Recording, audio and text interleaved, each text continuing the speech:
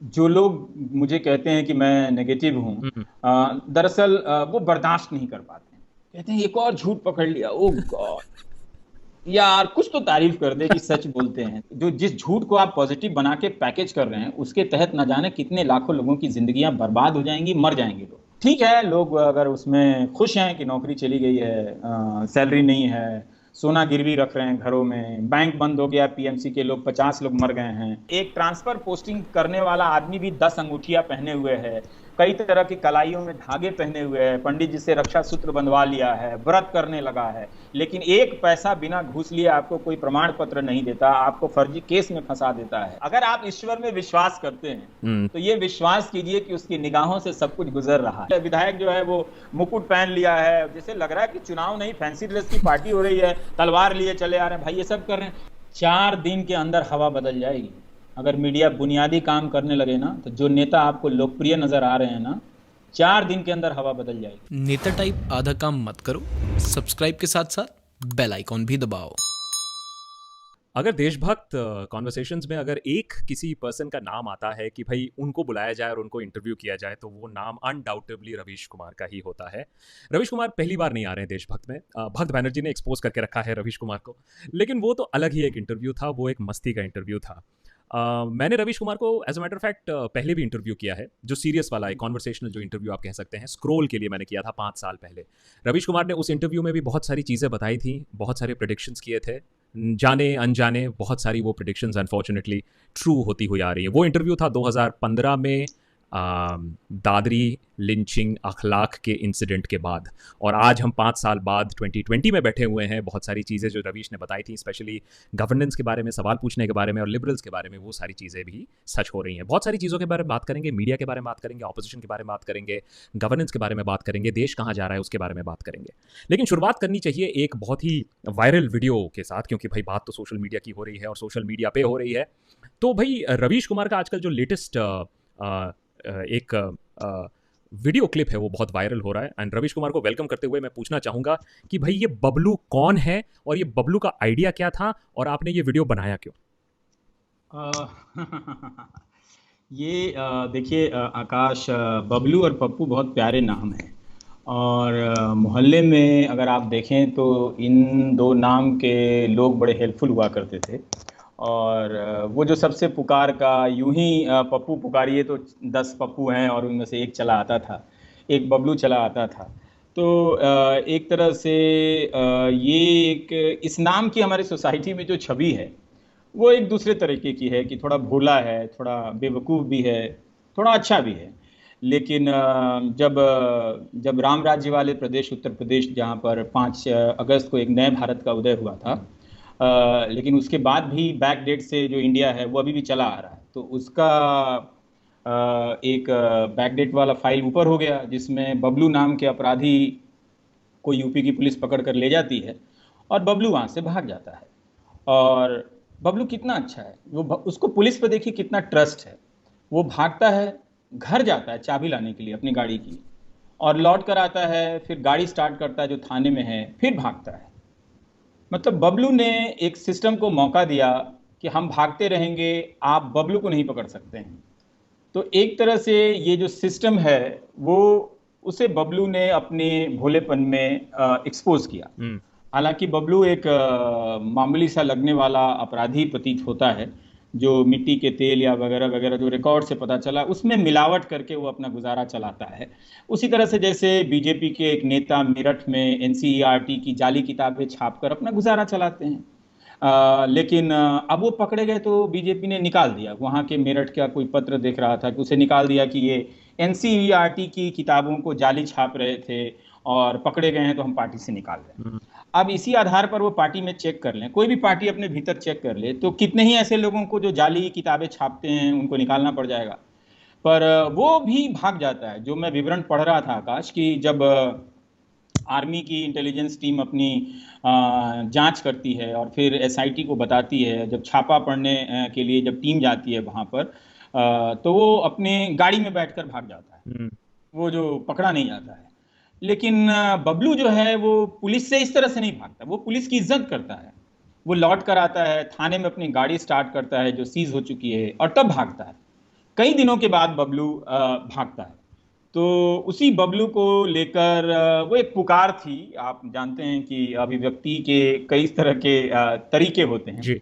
तो वो एक सिस्टम के जो स्टेबिलिटी है सिस्टम का, कि हम वैसे ही रहेंगे, हमें चाहे कोई पप्पू पप्पू बना दे, हमें चाहे कोई बबलू बबलू बना दे। हम्म, एक ऐसे समय में जब राजनीति किसी को पप्पू बनाने पर तुली हुई है, जिसका नाम पप्पू नहीं है, और पूरे पप्पू नाम के मतलब को उसने इस राजनीति ने बदल दिया। जब राहुल गांधी को पप्पू कहा गया तो न जाने कितने पप्पू शर्मिंदा हुए होंगे, डर गए होंगे। मुझे उन पप्पुओं की बड़ी चिंता हुई और मैं सोचा कि पप्पू सम्मान आंदोलन कैसे चलाऊं, तो वो मैं चला नहीं पा रहा था।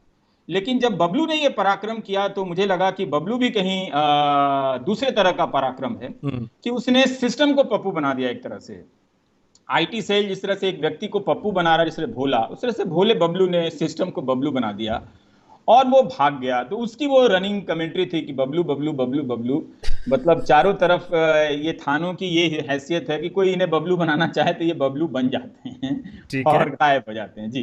तो बबलू बबलू सिस्टम को चलाने वाला बबलू और पप्पू, तो हम देश में बबलू और पप्पू के बीच में काफी पिस रहे हैं और विनोद के बीच में काफी पिस रहे हैं। कितना प्यारा नाम था, घरेलू नाम था पप्पू और बबलू, पर इस पे पॉलिटिक्स ने हमला किया। देखिए, पॉलिटिक्स ने आपके इनोसेंस पर अटैक किया। पप्पू कहना राहुल गांधी को पप्पू कहना नहीं था। इस तरह के इनोसेंट लोग जिनका नाम पप्पू है, जो थोड़ी सी मेहनत करके कभी आईएएस भी बन जाते हैं, आईपीएस भी बन जाते हैं, मोहल्ले के लोगों के लिए बड़े काम आते हैं, उनके ऐसे इनोसेंस पर अटैक किया गया कि अब हमें ऐसे इनोसेंस की जरूरत नहीं है। वहीं पर बबलू आकर ये बता जाता है कि ऐसे इनोसेंस की कितनी उपयोगिता है, कि वो आराम से थाने में आकर गाड़ी लेकर जा सकता है। तो देखिए, आप रवीश जी, आप इनोसेंस की बात कर रहे हैं। हाँ, आप इतने सवाल करते रहते हैं, आप तो इनोसेंस की बात मत करिए।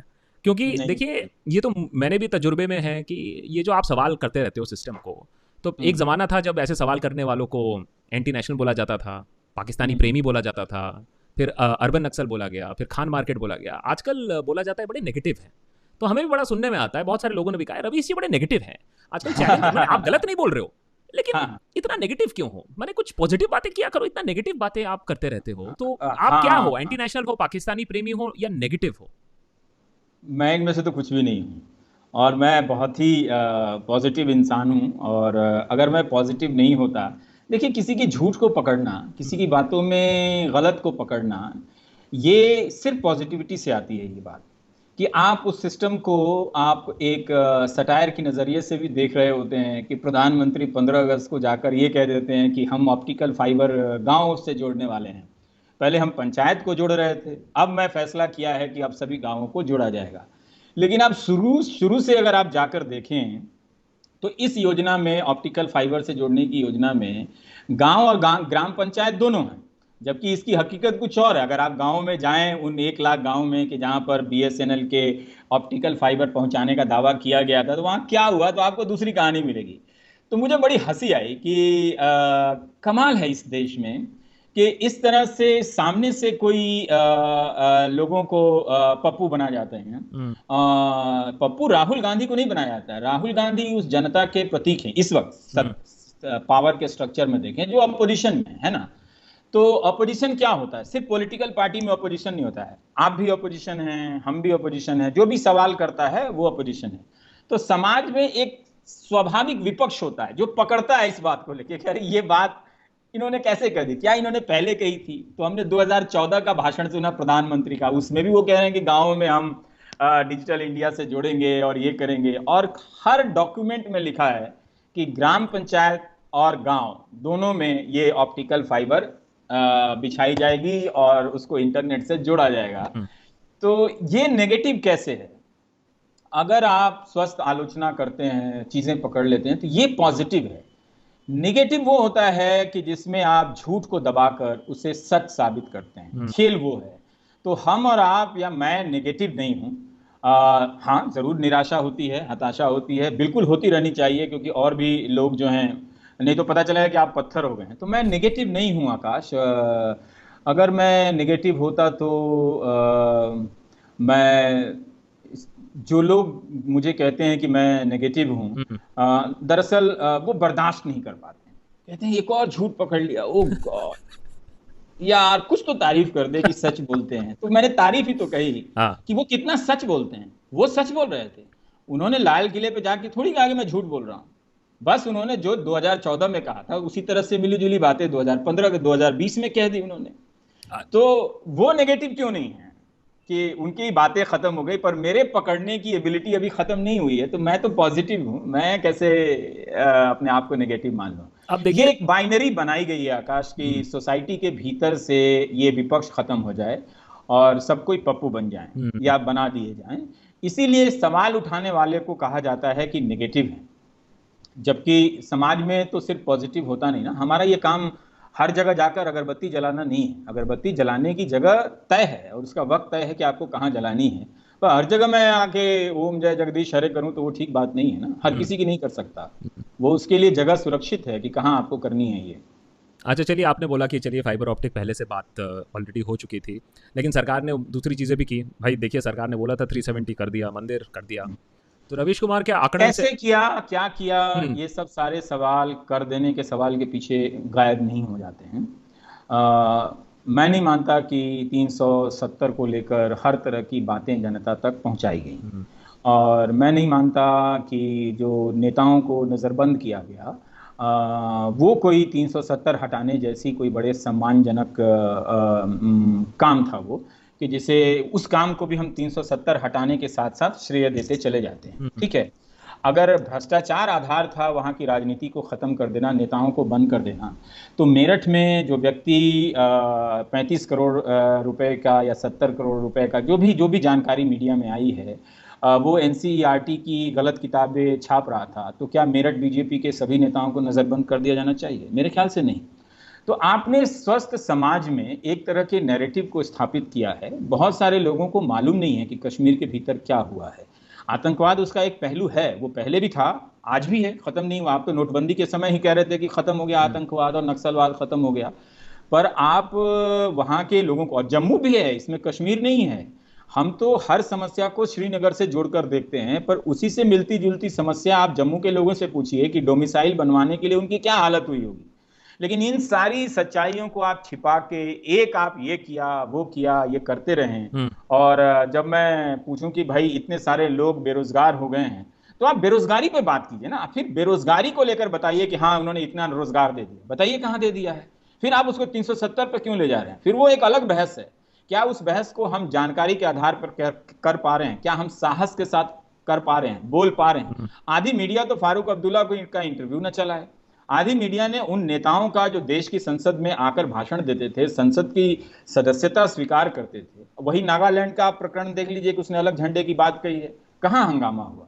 तो वो 370 की बात नहीं है, बात है कि आपके अंदर एक प्रकार की सांप्रदायिकता की परत बिछा दी गई है, जहां से जिसके रेफरेंस पॉइंट से आप हर चीज देख रहे हैं। तो देखिए इसमें क्या है, आप क्या किया, आप बताइए ना। आप मुझे तो ये बताइए कि आप रोजगार की स्थिति इतनी खराब है, आपकी अर्थव्यवस्था इतनी नीचे चली गई है। आप कभी कहते थे कि रेलवे का निजीकरण नहीं करेंगे, आप रेलवे का निजीकरण कर रहे हैं। तो बहुत सारी चीजें हैं। सीएजी की खबर टाइम्स ऑफ इंडिया ने छापी है कि उसमें रफाल के ऑफसेट का कॉन्ट्रैक्ट देने या उस फैसले की समीक्षा ही नहीं की गई, वो रिपोर्ट शायद ड्रॉप कर दी गई है। तो ये सारी चीजें हो रही हैं, ये कौन बोलेगा? क्या ये बात सरकार खुद से बोलती है? सरकार खुद से बोलना शुरू कर दे। सरकार एक ट्वीट दिखा दे किसी मंत्री का कि एमएसएमई के उद्योगों ने अपना सर्वे कराया था जिसमें कहा था कि 4 करोड़ लोगों की नौकरी चली जाएगी, वो दिखा दे एक ट्वीट। वो क्यों नहीं करती है? वो क्यों हमेशा पॉजिटिव में रहती है? ये पॉजिटिव होना हमेशा झूठे आवरण में रहना भी तो है। तो नहीं, ये सब आप कह रहे हो कि सरकार को बात करनी चाहिए। सरकार इन सब चीजों पे बात नहीं कर रही है। सरकार अपना अगला मास्टर स्ट्रोक सोच रही है। मैं कह रहा हूँ 370 मानती है मास्टर स्ट्रोक, मंदिर मानती है मास्टर स्ट्रोक। आपके अकॉर्डिंग अगला मास्टर स्ट्रोक क्या होने वाला है? 5 ट्रिलियन तो ना होने वाला है। देखिए, उन्हें पता है कि लोग ट्रिलियन का मतलब नहीं जानते हैं, तो एक नया नया जुमला आ जाता है कि नेक्स्ट टारगेट जो है, पहले से ही इनके सारे टारगेट की डेडलाइन 2022 थी, अब वो 2025 लेकर जाएंगे। तो लोग इस तरह के 5 ट्रिलियन 6 ट्रिलियन 3 ट्रिलियन करते रह जाएं, उससे कुछ होने जाने वाला नहीं है। 6 साल के स्केल पर रखकर देखें, मिडिल क्लास से ही पूछें कि सच बोलो कितनी सैलरी बढ़ी, कितना परसेंटेज बढ़ा, कितनी आर्थिक स्थिति में तरक्की आई। तो कुछ नहीं हुआ। कितने लोगों की नौकरियां चली गई हैं, उसकी बात नहीं हुई। क्या उसकी बात सरकार करती है? उसकी बात अगर हम नहीं करेंगे, वो जो खुद की जिंदगी उसकी नेगेटिव हो गई है, उसकी बात मैं करता हूं तो उन सारे लोगों को पॉजिटिव लगता है कि हाँ कोई है बात करने वाला, बात कर रहा है, कोई कह रहा है। जिस दिन ये बात करने वाला भी बंद हो जाएगा, वो जो पॉजिटिविटी, जो जिस झूठ को आप पॉजिटिव बना के पैकेज कर रहे हैं, उसके तहत न जाने कितने लाखों लोगों की जिंदगियां बर्बाद हो जाएंगी, मर जाएंगे लोग। उसकी कोई बात नहीं करता आकाश। तो इसीलिए वो इस तरह के जुमले लेते आएंगे। अब मैंने शिक्षा मंत्री का भाषण सुनी, बहुत ही बढ़िया भाषण देते हैं, मैंने बड़े आदर के साथ दिखाया। देखिए भाई, आप उन्हें चुनते हैं, देश के इतने पावरफुल मंत्री हैं, कितनी तरह के स्लोगन का नाम लेते हैं, एक से एक, stand up India, study in India. जैसे लग रहा है कि वो 8 लाख बाहर चले जा रहे हैं करोड़ों छात्रों में से, तो वही सबसे बड़ा हमारा नुकसान है। जो ब्रेन यहां रह गया है वो तो पहले से स्टडी इन इंडिया और स्टे इन इंडिया है। उसकी क्या तरक्की है? कोई ऐसी यूनिवर्सिटी है बिहार जैसे राज्य में, कोई ऐसी यूनिवर्सिटी है जिसके बारे में आप कॉलर ऊपर करके बात कर सकते हैं? नहीं कर सकते हैं। हाँ, आप चुनाव जीत जाते हैं, मेरा उससे कोई लड़ाई नहीं है, पर मैं तो कहूंगा ना कि भाई आप पटना शहर बिहार की जो राजधानी है और पूरा जो बिहार है, आप तक्षशिला ले आते हैं जो बिहार में भी नहीं है। आप नालंदा की बात करते हैं तो आप नालंदा भी नहीं क्रिएट कर पाए। कितने साल से आप नालंदा यूनिवर्सिटी बनाने की बात कर रहे हैं, संसद के कानून बन गई, संसद से इतना फंड दिया गया, तब भी वो यूनिवर्सिटी ऑपरेशनल नहीं हो पाई। उससे बहुत कम समय में अशोका, शिवनादर और जिंदल की यूनिवर्सिटी बनकर खड़ी हो जाती, लेकिन नालंदा खड़ी नहीं हो पाई। तो इस तरह से आप उस अतीत में शिफ्ट कर रहे हैं। दरअसल इनके सारे प्रोजेक्ट ऐसे हैं कि आप पास्ट में शिफ्ट कर दीजिए। तो बहुत अच्छा है आप कर रहे हैं, आपका राजनीतिक समर्थन है, उससे मेरा क्या झगड़ा हो सकता है, जनता देती है। लेकिन जिस तरह से सूचनाएं समाज में पहुंचाई जा रही हैं, मुझे नहीं लगता कि आकाश ये सोसाइटी में एक तरह का हेल्दी एटमॉस्फेयर बना रहा है। ठीक है, लोग अगर उसमें खुश हैं कि नौकरी चली गई है, सैलरी नहीं है, सोना गिरवी रख रहे हैं घरों में, बैंक बंद हो गया, पीएमसी के लोग 50 लोग मर गए हैं, अगर इन सब पे अगर कोई बात नहीं करनी है तो अच्छी बात है, आप खुश रहिए। आपने मिडिल क्लास की बात की, आपने शिक्षा मंत्री की बात की। बहुत सारे स्टूडेंट्स, अभी हमने एक्चुअली देशभक्त का प्लेटफॉर्म खोल के रखा है, स्टूडेंट से बोला है कि हम नहीं बोलेंगे, आप लोग बोलिए इस बार, और हम आपके वीडियोस अपने प्लेटफॉर्म पे लगा देंगे। तो बहुत सारे वीडियोस आ रहे हैं, बहुत सारे मैसेजेस आ रहे हैं, और बहुत सारे यंग स्टूडेंट्स ये कह रहे हैं कि हाँ हमसे गलती हुई थी, हम हंसे थे जब जामिया हुआ था, हम हंसे थे जब JNU में स्टूडेंट्स पिटे थे, आज हमें समझ में आ रहा है हमारी बारी है। रवीश को क्या लगता है कि अब कुछ लोग को की आंखें खुली हैं इकोनॉमिक डाउनटर्न के बाद? ये एग्जामिनेशन का जो मेस हुआ है, स्टूडेंट्स को जो फोर्स किया जा रहा है, कुछ आंखें खुली हैं या अभी भी सारी आंखें लार्जली बंद है? देखिए, आंखें खुलने से मेरा कई लोग ये मतलब निकालते हैं कि क्या लोग बीजेपी से नाराज हो गए हैं। मेरा सवाल ही नहीं है, बिल्कुल बिल्कुल नहीं। नहीं, ये लोग समझा जाता है कि इस तरह से कि क्या लोग मोदी का जादू उतर गया है। मुझे इसकी चिंता नहीं है, मुझे चिंता ये है कि क्या लोग जनता बन रहे हैं, एक नागरिक की भूमिका में आ रहे हैं, जहां वो सही और गलत को देख रहे हैं। भले चुन किसी को रहे हो, कांग्रेस को चुन रहे हो या बीजेपी को चुन रहे हो, तो ये गुस्से का इंतजार मैं नहीं करता, क्योंकि आप उस तरह के गुस्से में लिए गए फैसले से और ज्यादा पहले की तुलना में नुकसान करते हैं। क्या आप किसी प्रकार के नए मुद्दों की बात कर रहे हैं, उस पर दबाव बना रहे हैं कि ऐसा हो रहा है, क्या वैसा सुना जा रहा है आपकी बातों को? तो मुझे नहीं लगता कि इस तरह की गंभीरता आई है। अभी भी लोग इन सारी चीजों को मजाक में ले रहे हैं। पर आपने ये अच्छा किया कि नीट के बच्चों से कहा कि आप खुद वीडियो पर आकर बोलें, वरना बहुत सारे ऐसे मामले में लोग अपना वीडियो तक बनाना नहीं चाहते, इतना डर गए हैं। और यही एक चेंज है कि नीट परीक्षा और जेई परीक्षा के जो छात्र हैं वो अपना वीडियो बनाकर दे रहे हैं कि आप कैंसिल कीजिए, लेकिन आप उस पूरे लैंग्वेज को मैप कीजिए कि उस लैंग्वेज में जनता की भाषा नहीं है, ना अधिकार बोध, राइट की भाषा नहीं है, एडजस्टमेंट की भाषा, कि थोड़ा थोड़ा एडजस्ट करके हुजूर मेरी सिफारिश है, ये आप कुछ एडजस्ट कर लें तो ज्यादा अच्छा होगा। अभी भी पब्लिक की भाषा नहीं बोल रही।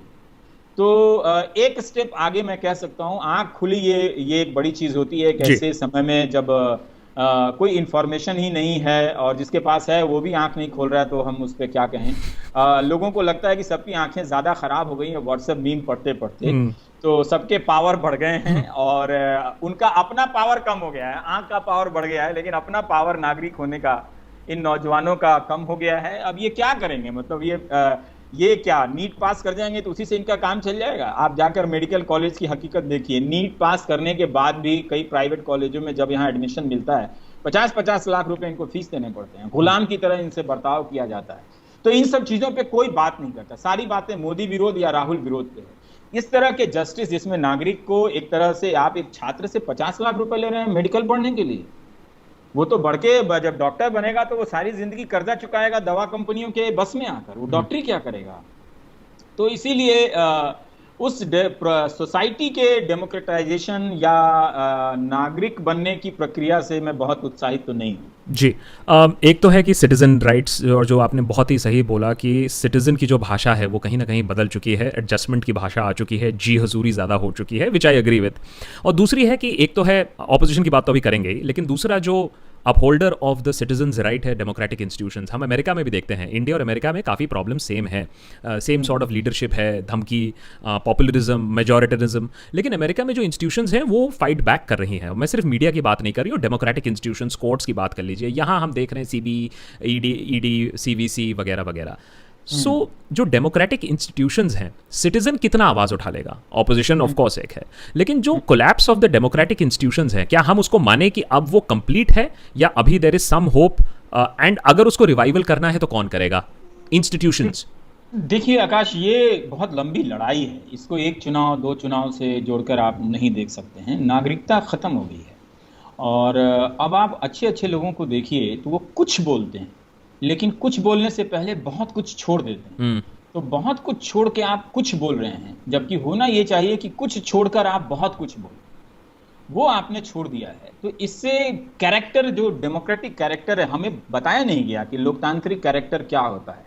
डेमोक्रेसी हर समय उसको रीपैकेजिंग करनी पड़ती है, रिवाइव करनी पड़ती है, रीडिफाइन करनी पड़ती है। हमें लगा आज़ादी मिल गई है, हम चल रहे हैं बस उसी तरह से। एक चुनाव हो जाता है, चुनाव आयुक्त आते हैं, वो बताते हैं कि हाँ हाँ आपको सरकार चुनना है, जबकि उनके ही आदेश में नहीं लिखा होता है कि ये चुनाव सरकार के लिए नहीं हो रहा है, ये चुनाव लोकसभा या विधानसभा के गठन का हो रहा है। तो हम विधानसभा या लोकसभा के लिए गठन के लिए नहीं चुनते हैं, सरकार कौन बनाएगा, चेहरा कौन है? अरे भाई क्यों नहीं बनाएगा? आप सदन में चुनकर भेजो, उनकी इतनी हिम्मत है कि दोबारा चुनाव में आएंगे, वो आपस में मिल के बनाएंगे सरकार। नहीं तो फिर आप चुनाव आयोग के आदेश में लिखे ना कि हम प्रधानमंत्री का चुनाव कर रहे हैं। कभी प्रधानमंत्री का चुनाव नहीं होता इस देश में, कभी मुख्यमंत्री का चुनाव नहीं होता, वो चुनाव के बाद होता है। और आप देखिए कि हमारी स्मृति से, मेमोरी से लोकसभा या विधानसभा की बैठकें कब की खत्म हो चुकी हैं, कितने कम दिनों की बैठकें होती हैं। कोई पूछता है नागरिक बनने के लिए? तो सबसे पहले कोई पूछ रहा है कि भाई हमने आपको एमएलए बनाया है, तो आप विधानसभा में कितनी बातें कर रहे हैं? 3 दिन के सत्र बुलाए जा रहे हैं, अभी उत्तर प्रदेश में 2 दिन के सत्र बुलाए जा रहे हैं। तो हमने अपने भीतर से अपने इंस्टीट्यूशन को बहुत दूर कर दिया है।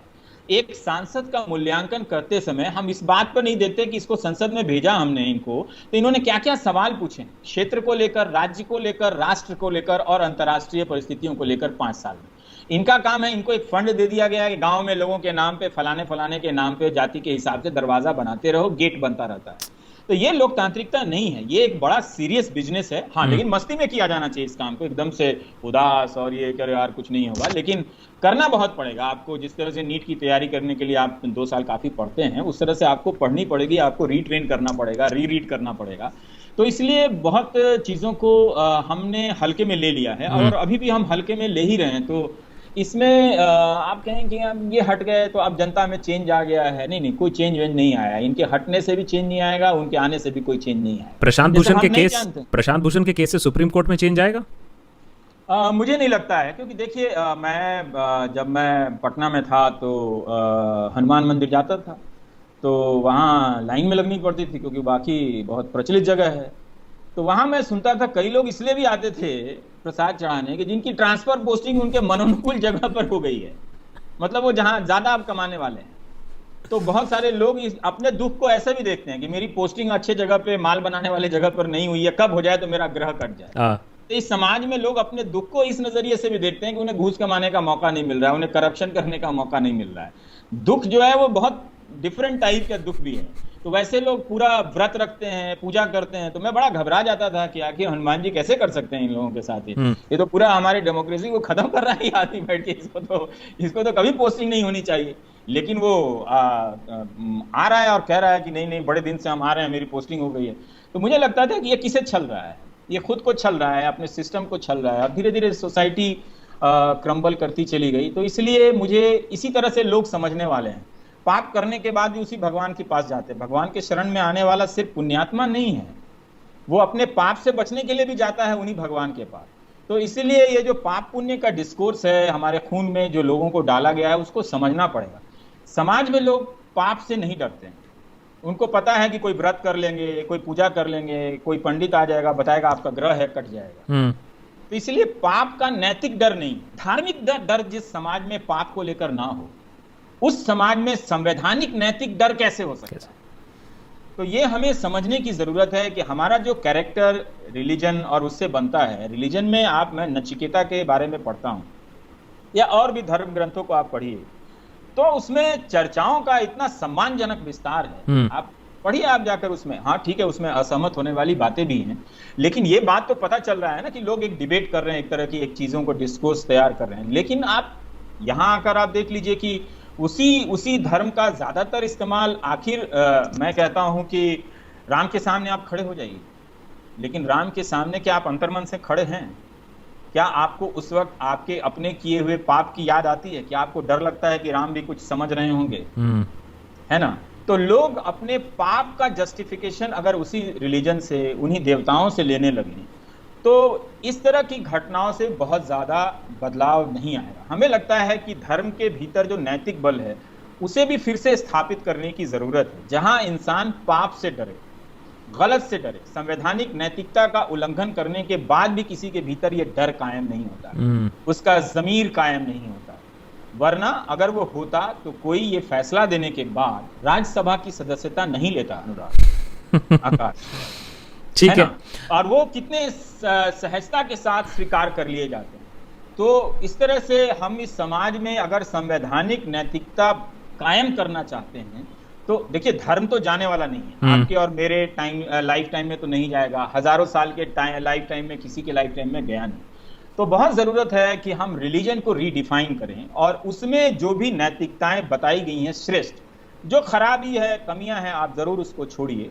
जब तक लोग उसको छोड़िए, जब तक आप उस नैतिकता को अपने व्यक्तिगत जीवन में, धार्मिक जीवन में नहीं लाएंगे, आप उस संविधान द्वारा दी गई नैतिकता का भी आप उसी तरह से दमन कर देंगे। ठीक है? जिस तरह से एक ट्रांसफर पोस्टिंग करने वाला आदमी भी 10 अंगूठियां पहने हुए है, कई तरह की कलाइयों में धागे पहने हुए है, पंडित जी से रक्षा सूत्र बंधवा लिया है, व्रत करने लगा है, लेकिन एक पैसा बिना घूस लिए आपको कोई प्रमाण पत्र नहीं देता, आपको फर्जी केस में फंसा देता है। ये कैसे हो रहा है?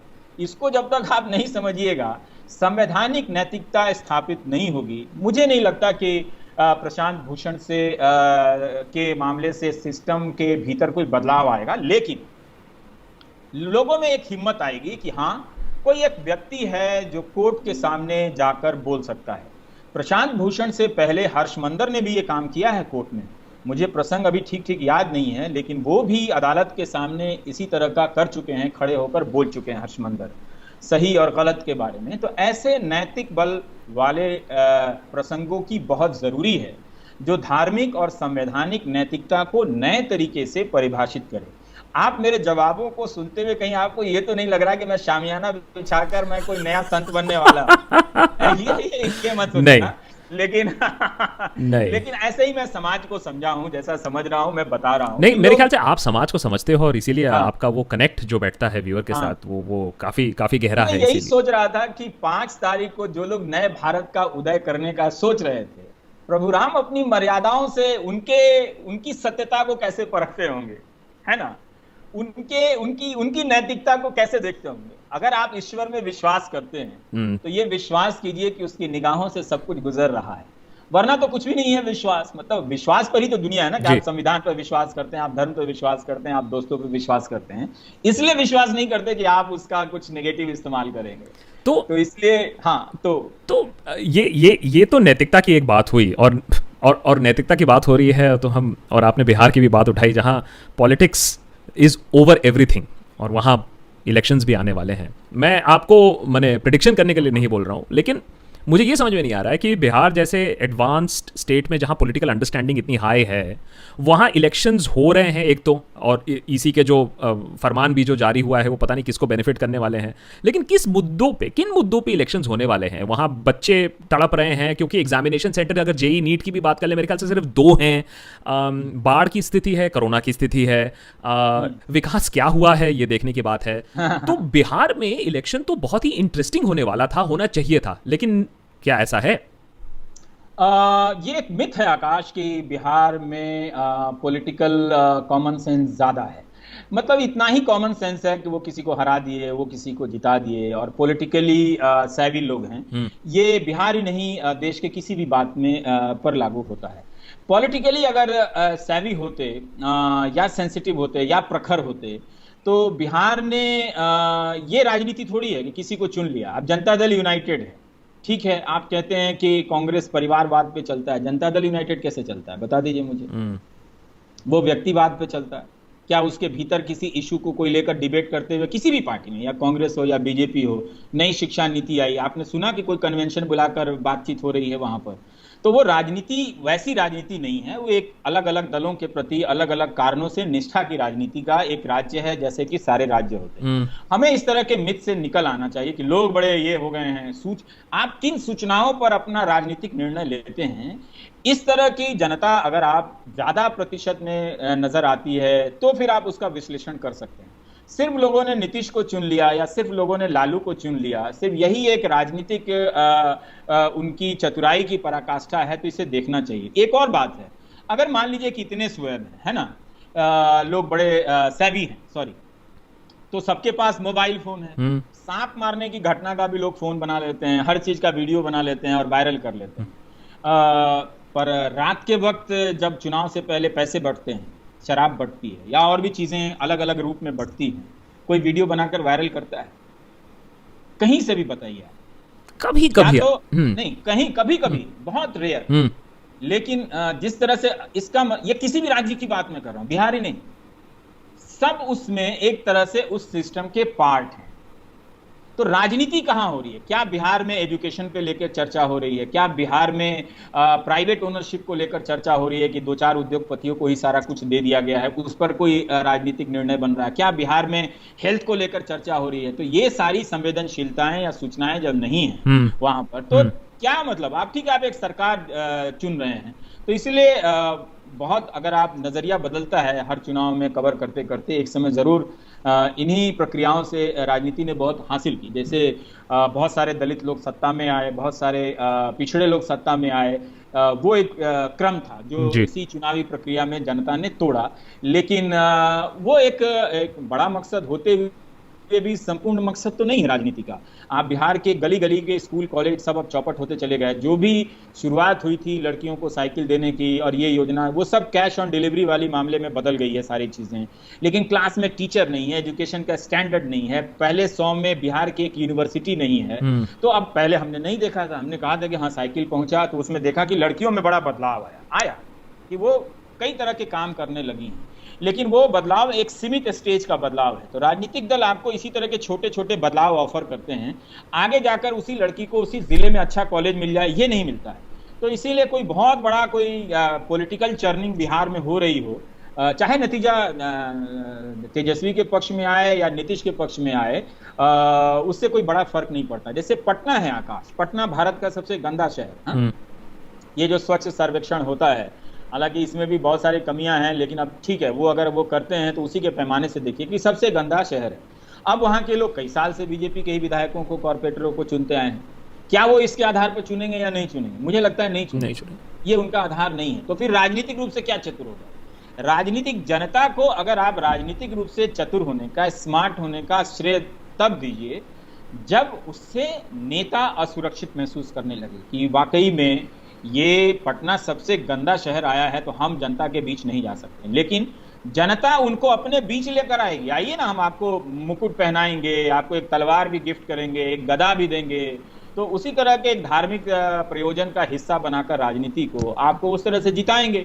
यही चीज विपक्ष के खेमे में भी हो रहा है। उसका भी सांसद जो है और विधायक जो है वो मुकुट पहन लिया है, जैसे लग रहा है कि चुनाव नहीं, फैंसी ड्रेस की पार्टी हो रही है, तलवार लिए चले आ रहे हैं। भाई ये सब कर रहे हैं। सारे नेताओं के इंस्टा पे जाके देखिए तो कोई आपको सूरज को पानी दे रहा है, सूरज भगवान को, कोई जल चढ़ा रहा है, कोई पुष्प चढ़ा रहा है, अलग अलग की भंगिमाओं में वो नेता नजर नहीं आता। तो वो भाई वो काम छोड़ दीजिए, आप नाटक कर रहे हो कि क्या कर रहे हो? तो जनता भी चाहती है कि हमारा नेता कई तरह के रूप में दिखे, घड़ी पहन ले, 5 अंगूठी पहन ले, टीका लगा ले, इससे आप नेता हो गए। और भाई कितना आसान है इस देश में नेता होना, मतलब 5 भंगिमाएं पहन लीजिए, आप उस तरह से हरकत बना के वहां पर चले जाइए, 4 जगह जाकर मत्था टेक लीजिए तो आप नेता हो गए। जबकि आपकी परीक्षा होनी चाहिए कि आपने नीतिगत क्या बदलाव किए, वो तो कुछ होता नहीं। और बिहार की ऑपोजिशन से हम नेशनल ऑपोजिशन की भी बात करेंगे, लेकिन उससे पहले एक सवाल जो बहुत बार पूछा जा रहा है आजकल, बेंगलोर में जो हुआ, बहुत वरिंग रिपोर्ट्स आई, जो कम्युनल वायलेंस वहाँ फैला, किस तरीके से गुरिल्ला टाइप अटैक पुलिस पर ऑर्गेनाइज किया गया। और मैं नहीं कह रहा हूँ, ये बेंगलुरु पुलिस का ही कहना है कि एक्सट्रीमिज्म तो है ही, इंस्टिगेशन है ही, प्लानिंग है ही, और दूसरा है कि वहाँ बहुत अनएम्प्लॉयड यूथ थे जिसके वजह से ये वायलेंस और भी हुआ, क्योंकि वहाँ बहुत सारे फ्रस्ट्रेशन वहाँ पनप रहा था उस एरिया में। आपको क्या लगता है कि ये बेंगलोर जैसे घटनाएं और भी बढ़ेंगी आने वाले साल में, क्योंकि एक्सट्रीमिज्म भी बढ़ रहा है, प्रोवोकेशन भी बढ़ रहा है, अनएम्प्लॉयमेंट भी बढ़ रहा है, तो ये एक सिग्नल है क्या आने वाले साल के लिए?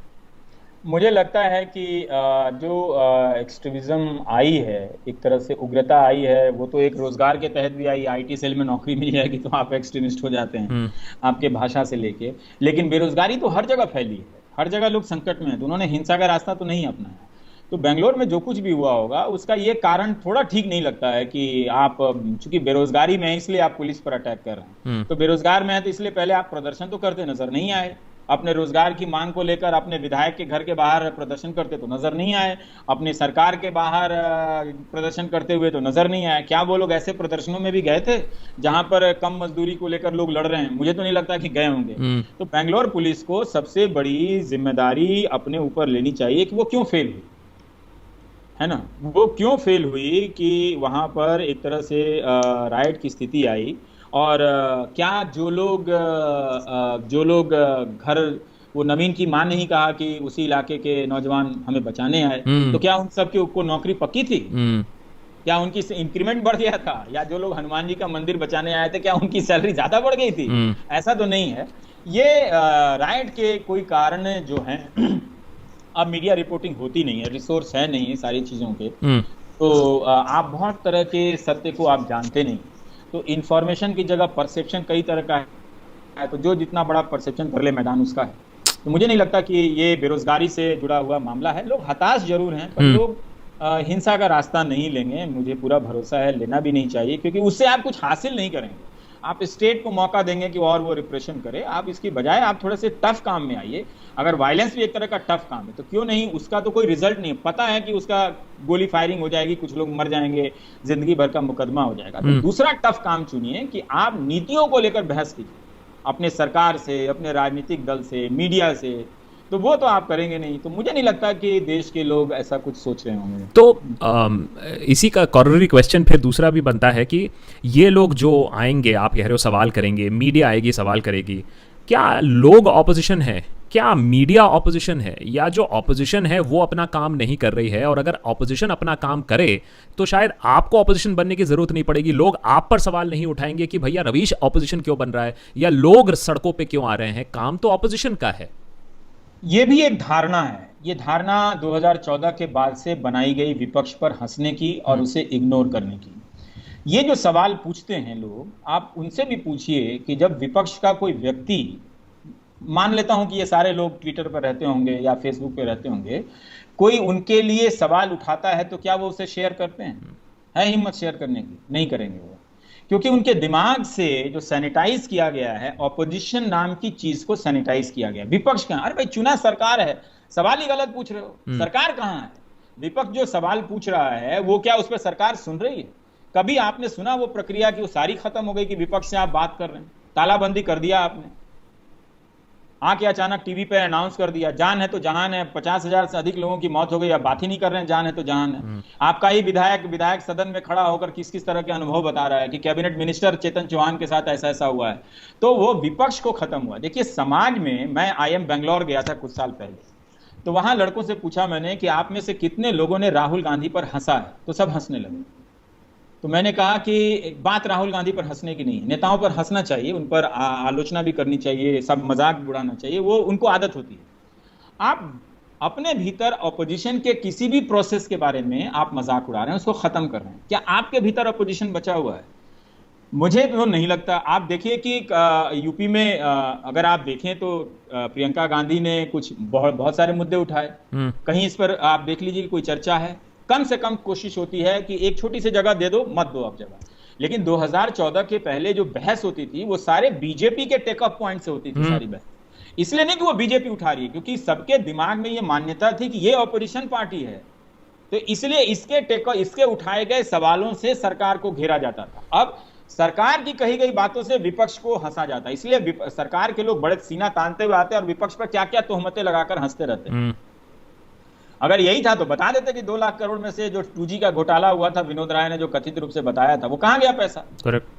उसके तो सारे आरोपी इसलिए छूटे गए कि सीबीआई जांच में कोई सबूत नहीं दे पाई, उस पर तो आप बात नहीं कर रहे हैं। तो ऑपोजिशन सोसाइटी के भीतर से खत्म हुआ। किस तरह से खत्म हुआ इसको आप समझिए, ये सीरियस बात है और आपका सवाल बहुत जरूरी और अच्छा है। आपने विपक्ष के जो एक फॉर्मल रिप्रेजेंटेटिव थे, कई तरह के राजनीतिक दल, उनमें भी बहुत तरह की कमियां हैं। तो कमियां तो क्या सत्ताधारी दल में नहीं है, है ना। ऐसा तो नहीं है कि उनके चंदे का हिसाब आपको मालूम है और उनके धंधे का हिसाब मालूम है, वो तो नहीं मालूम है ना इलेक्टोरल बॉन्ड से, है ना। तो अगर वो कह रहे हैं कि हम वो उससे आप नहीं करते। दूसरा ये कि एक स्टेट की जनता बनाई गई आकाश, ये स्टेट की जनता ये होती है जो आईटी सेल और इन सब की चीजें और गोदी मीडिया के जरिए तैयार किया जाता है, जिसमें एक एंकर चीखता हुआ बात करता है, पुलिस कमिश्नर को धमकाता है कि तू रिजाइन कर, और चीफ मिनिस्टर को बोलता है और वो लोग कुछ नहीं कर पाते, चुप हो जाते हैं। तो एक तरह का ये एक स्टेट बना। अगर आप और हम बोलेंगे तो 100 लोग आकर थ्रेट करने लगेंगे, आपको आइसोलेशन में करेंगे। सिर्फ आईटी सेल के लोग ऐसा नहीं करते हैं, अब वैसे लोग भी जो आईटी सेल से नहीं जुड़े हुए हैं उन बातों के प्रभाव में आपको आइसोलेट करते हैं समाज में। तो वो खुद ही समाज में ऑपोजिशन को मार रहा है, मारने से पहले अपने भीतर को मार चुका है। ठीक है, इसीलिए विपक्ष को अगर आपको कहीं खड़ा करना है तो आप उसे कांग्रेस और बीजेपी या जनता दल या कोई और दल, समाजवादी पार्टी के भीतर विपक्ष खड़ा करने की बात ना करें, जनता के भीतर विपक्ष खड़ा करने की बात करें कि क्या जनता अपने भीतर विपक्ष खड़ा करने की ताकत रखती है। वो अभी बहुत डर गई है। मैं आपकी बात से पार्शली सहमत हूं, लेकिन आप ही ने जैसे बोला कि बीजेपी जब ऑपोजिशन पे थी तो उनके टेक ऑफ पॉइंट से ही सारी चीजें होती थी। इसका मतलब है कि वो नैरेटिव बिल्डिंग कर पाते थे। अब मैं अपनी बात नहीं कर रहा हूं, मैं कांग्रेस की बात कर रहा हूं। अब आया है नैरेटिव का वो बिल्ड नहीं कर पाते थे। ऑपोजिशन का एक जेन्युइन रेस्पेक्ट था सोसाइटी में, जो खत्म कर दिया गया है। आज पवन खेड़ा के ट्विटर हेडलाइन पर जाकर देखिए कि वो कितने तरीके से एक्सपोज करते हैं, पर क्या उसको कहीं स्पेस है, कहीं उससे लेकर बहस है, कहीं बहस नहीं है। चीन को लेकर जो सारी दावेदारियां हुई वो सारी बहस गायब हो गई। इसका एक और रीजन क्या ये हो सकता है कि ऑपोजिशन की जो रिस्पेक्टेबिलिटी है वो लीडरशिप प्रॉब्लम की वजह से है। अगर आज 23 सीनियर लीडर्स लिख रहे हैं एक लेटर कि हमें चेंजेस चाहिए, कि हमें कांग्रेस पार्टी में स्वीपिंग चेंजेस चाहिए, दैट हमें सीडब्ल्यूसी में इलेक्शंस चाहिए, तो कहीं ना कहीं कोई एक नया तरीका तो ढूंढना पड़ेगा ना ऑपोजिशन को। तो इसका मतलब क्या बीजेपी में इलेक्शन हो रहा है? बीजेपी में इलेक्शन हो रहा है। लोगों ने बीजेपी में नेतृत्व परिवर्तन क्या सीडब्ल्यूसी के जैसे वहां पर राजनीतिक परिवर्तन के द्वारा चाहा था? वो नहीं चाहा था ना, वो कू था। अगर कांग्रेस ने या किसी दूसरे विपक्ष ने रोजगार की कितनी बातें की, क्या किसी ने डिबेट किया? अभी वो रमित ने बनाया है क्रूर दर्शन, उसमें वो बता रहा है रमित की 385 डिबेट हुए हैं, उसमें से 1 कोरोना पर हुआ है। क्या रोजगार इस देश में नहीं चला गया है? तो अगर तब था कि मीडिया, अब देखिए मीडिया पार्टी नहीं थी, मीडिया में बुराइयां तब भी थी, लेकिन अब मीडिया उसका एक्सटेंशन है, वो स्टेट है। Correct. वो 4th पिलर नहीं है, वो 1st पिलर है। तो वो उसको जगह नहीं देगा। तो आप बताइए, जब क्रिटिकल थिंकिंग करने वाले लोगों की बातें जब गायब हो जाएंगी, क्रिटिकल थिंकिंग तो वही होता है ना कि भाई आप अगर आपके भीतर अगर तरह तरह से सवालों के साथ आप नहीं देखते हैं तो आप कह रहे हैं कि वहां बदल दो। आपने जिन लीडर को चुना है उनका क्या परफॉर्मेंस है? 6 साल हो गए, अभी तक वो नौकरी पर बात नहीं करते हैं प्रधानमंत्री। एक तरफ ये वाली, और आप उनसे बात कीजिए, पूछिए तो उनसे कौन सवाल कर रहा है? उनके इंटरव्यू में क्या लीडरशिप को लेकर सवाल पूछा जा रहा है? अभी उन्होंने नई परीक्षा की व्यवस्था की बनाई, ठीक है, मैंने सिर्फ इतना कहा कि आपने एक सिस्टम बनाया। 6 साल से लड़के अलग अलग राज्यों में, अब तो खैर कांग्रेस की भी कई जगह सरकार है, वहां भी वही हाल है। 6 साल से लड़के प्रदर्शन कर रहे हैं अपनी बहाली को लेकर। ये 2018 का एसएससी का एग्जामिनेशन अभी तक रिजल्ट नहीं आया है।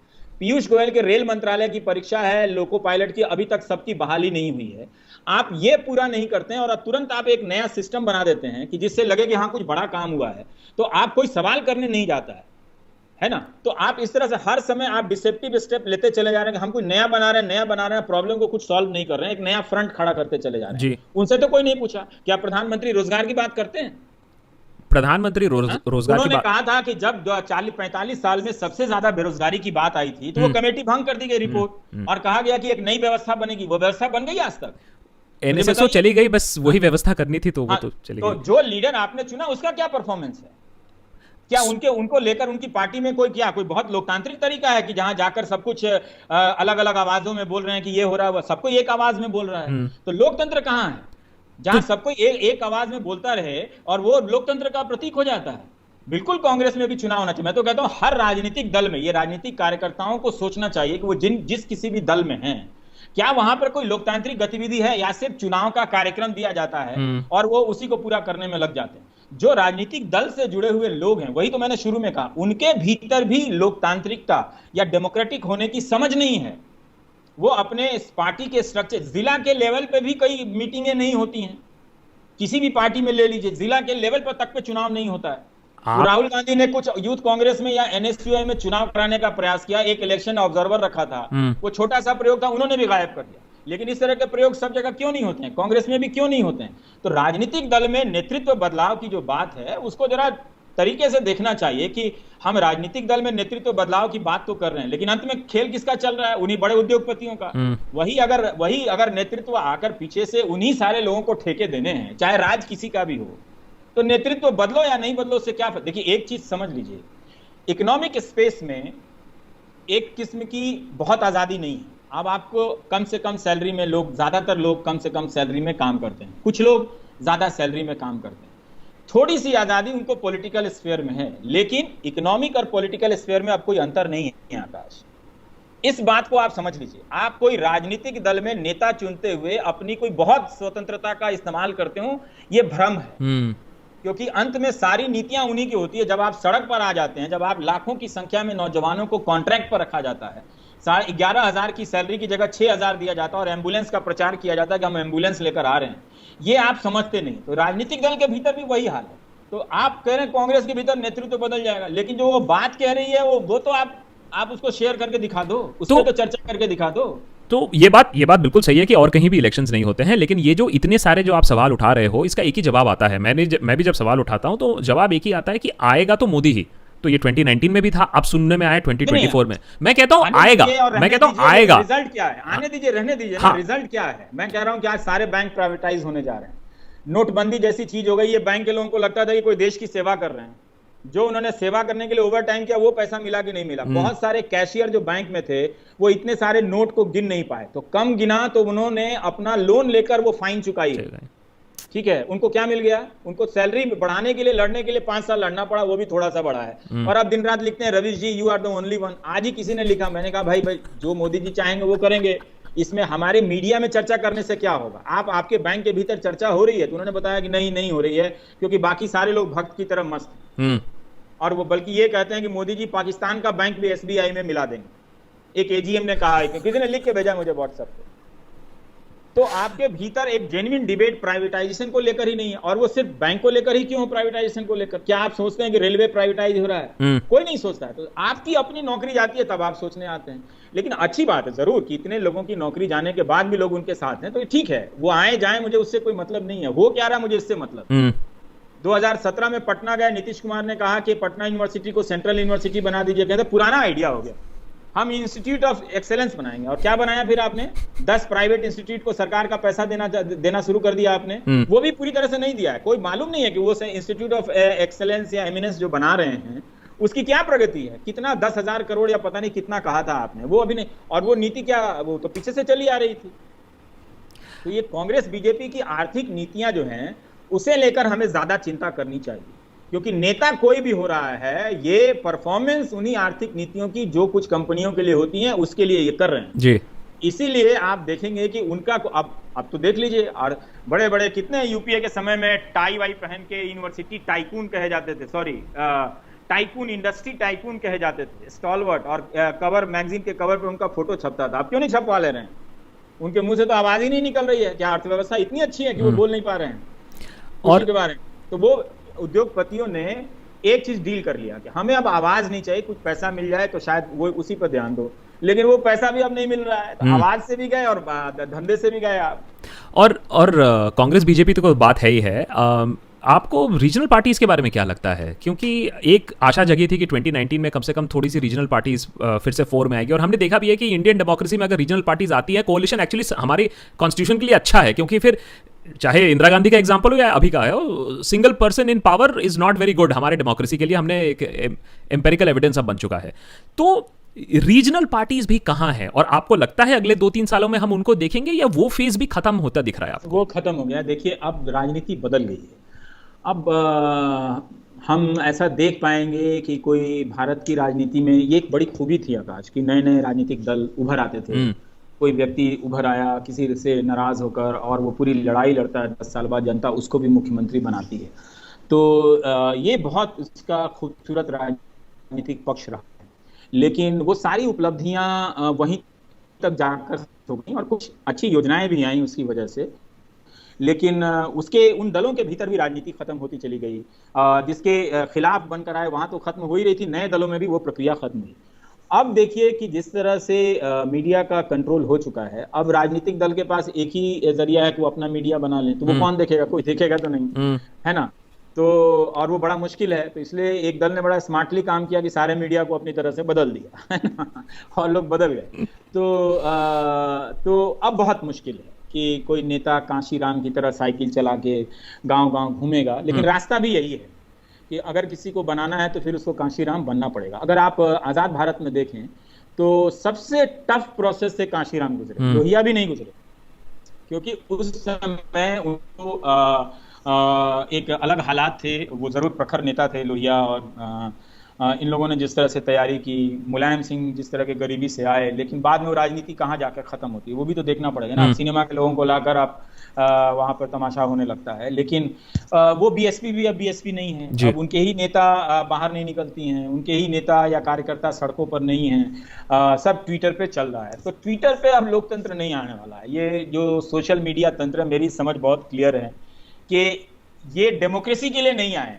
ये आपका भ्रम है कि आप यहाँ डेमोक्रेसी को थ्राइव और रिवाइव करने के लिए यहाँ पर एक्टिव हैं। जमीन से राजनीति बनेगी, लेकिन बहुत मुश्किल है। तो ये बात रवीश कुमार के मुंह से आज निकल ही जाएगी कि जहां तक एक्टिव बीजेपी सपोर्टर्स है और ऑन द ग्राउंड है वो बीजेपी है। ये बात तो आज रवीश मानेंगे। आवाज अगर आप गायब कर दें, बहुत सारा धन आ जाए, है ना, और बहुत सारा इलेक्टोरल फंड, और जिसमें बड़े राजनीतिक दलों के पास चंदा ना आए और एक ही चंदा चला है, तो एक आदमी उस खेल को बिजनेस की तरह 1000 करोड़ से कर रहा है, एक आदमी 1 करोड़ से कर रहा है, पूरा चुनाव लड़ रहा है, और मीडिया में उसके लिए कोई स्पेस नहीं है, उसकी बातें नहीं पहुंच रही हैं, तो ये क्रेडिट नहीं दे सकते हैं आकाश। अगर उसी मीडिया के पन्ने पर आज रोजगार को लेकर और तमाम योजनाओं को लेकर रिपोर्टिंग छपने लगे ना, तो हालत खराब हो जाएगी। ओके। वो सारा खेल जो है ना, इस मीडिया को कंट्रोल करने का है। आप खुश हैं, बहुत सारे लोग, मुबारक है, लेकिन मुझे बता दीजिए कि इसका रिजल्ट क्या है आपके बच्चों के लिए। मैं यहीं से नहीं पूछ रहा हूँ, आप बताइए 15 साल के मध्य प्रदेश में एक यूनिवर्सिटी का नाम बता दीजिए जिसका एजुकेशन के नाम पर दुनिया में डंका पिटा हो। हाँ, गुजरात का बता दीजिए आप। रेल यूनिवर्सिटी की बात करते थे प्रधानमंत्री, आपको याद है कि बड़ौदा में रेलवे यूनिवर्सिटी बने, कहाँ है वो यूनिवर्सिटी? वो तो बात ढोलेरा की भी करते थे वैसे। हाँ। उसकी जगह तो वो क्या बंद हो गया वो आपको याद है? एक और अहमदाबाद के पास एक और गिफ्ट सिटी बनती थी, स्मार्ट सिटी, आपको याद है? तो वो सारी रिपोर्टिंग बंद हो गई। क्या बात कर रहे हैं? अरे गिफ्ट सिटी अब हांगकांग को कंपटीशन देगी, अभी नया रिपोर्ट आया है, क्या बात कर रहे हैं आप? इसी तरह की रिपोर्ट आते जाएगी। वो शायद 2007 से बन रही है वो गिफ्ट सिटी, और सबसे पहले कोच्चि में ये स्मार्ट सिटी का प्रोजेक्ट लॉन्च हुआ था, ये मनमोहन सिंह लेकर आए थे। और आप दुनिया में जाकर ये स्मार्ट सिटी का धंधा देखेंगे ना, तो कई जगह बनके ये वीरान भी हो चुके हैं जी। तो एक तरह से ये अमीरों के लिए सुरक्षित एक तरह से बनाना है, क्योंकि आने वाली दुनिया में ज्यादातर लोगों को कम काम करना है। अभी कल ही मेरे घर में एक मैकेनिक आए थे, उनसे पूछा मैंने कंपनी के कि क्या सैलरी मिल रही है, तो बोला कि नहीं, कंपनी ने हमें कॉन्ट्रैक्ट पर डाल दिया है, सैलरी आधी कर दी है। तो वो जो आदमी ऑलरेडी 10,000 रुपए पर काम कर रहा था, अब वो 5,000 पर काम करता है, शाम को वो कुछ और काम करता है। तो ज्यादातर लोगों के लिए ऐसी नौकरियां हैं। इन सबको एक शहरी झुग्गी में रखना है, बाकी जो कम पैसे वाले ज्यादा कमाने वाले लोग होंगे उनको एक स्मार्ट सिटी में रखना है। वो भी नहीं हुआ। लेकिन मैं मेरठ गया था तो पूरा कंपटीशन चल रहा था, स्मार्ट सिटी प्रतियोगिता आया, कैसा होना चाहिए वैसा बन गया मेरठ स्मार्ट सिटी। कितने दिनों से उसका चलता था, मेरठ भी बनेगा स्मार्ट सिटी, हिंदी अखबारों में कवरेज चलता था, लोग ऐसे ऐसे डिजाइन बनाते थे, स्कूलों में प्रतियोगिता होने लगी थी, कुछ सेमिनार वेमिनार होने लगा था। अब पता चला उस स्मार्ट सिटी में बीजेपी का एक नेता जो है वो जाली एनसीईआरटी की किताबें छाप रहा है। तो आप मीडिया से एक तरह से क्रिटिकलिटी खत्म कर दें, मीडिया इतना कंट्रोल में हो जो एंटी ऑपोजिशन जर्नलिज्म करता हो, बहुत मुश्किल है। चलिए, मीडिया मुश्किल है कि कोई राजनीतिक दल अब यहां से अपने लिए कोई रेखा खींच पाएगी, और जो लोग सरकार में भी आ रही है उसके भी आर्थिक नीतियों में तो कोई फर्क ही नजर नहीं आ रहा है, कोई, या फिर उसके परफॉर्मेंस में कोई फर्क ही नजर नहीं आ रहा है। पंजाब की भी बात कर लीजिए, या फिर छत्तीसगढ़ की बात कर लीजिए, या फिर राजस्थान की भी बात कर लीजिए। चलिए, आपने पहले गलतियां की हैं, हाँ, आपसे हुई हैं, तो क्या आप नई परिस्थिति में आप कुछ ज्यादा अच्छा करने के लिए कोई भूख है आपके भीतर कि आप कुछ ऐसा चमका कर रख देंगे कि कोई एक आदर्श देने जा रहे हैं जिससे आपने अपने क्योंकि राजनीतिक दल खत्म थोड़ी होते हैं, बीजेपी आज खराब करेगी, हारती है, फिर आती है, जनता यही तो करती है। तो उसमें वो एक अर्ज भी नहीं दिखता है। वहां भी उसी तरह के कॉन्ट्रैक्ट सिस्टम की पंजाब में नौकरियां चल रही हैं, लोग बताते हैं कि सैलरी नहीं मिल रही है और आधी आधी, तो उसको धोखा देने के लिए आप एक फ्लाईओवर बना देते हो, आप एक बिल्डिंग का प्रोजेक्ट बना देते हो, जो बड़ा सा कोई प्रोजेक्ट होता है। ये इंफ्रास्ट्रक्चर प्रोजेक्ट के नाम पे सड़कें तो बनी नहीं, बुनियादी चीजें तो बनी नहीं, और इसकी जगह पे आपने बाकी और लोगों की जिंदगी कम कर दी। चलिए, तो इसलिए आप मुश्किल लड़ाई है। भी 8 लाख 9 लाख व्यूज मिलते थे, काफी है, तो ये मैं कैसे मान लूं कि ये पत्रकारिता रिजेक्टेड है? मैं तो 30 मिनट तक बोलता हूँ, करेक्ट, अकेले खड़ा होकर बोलता हूँ, वो फालतू रिटायर्ड लोगों को भी नहीं लाता अपने कार्यक्रम में।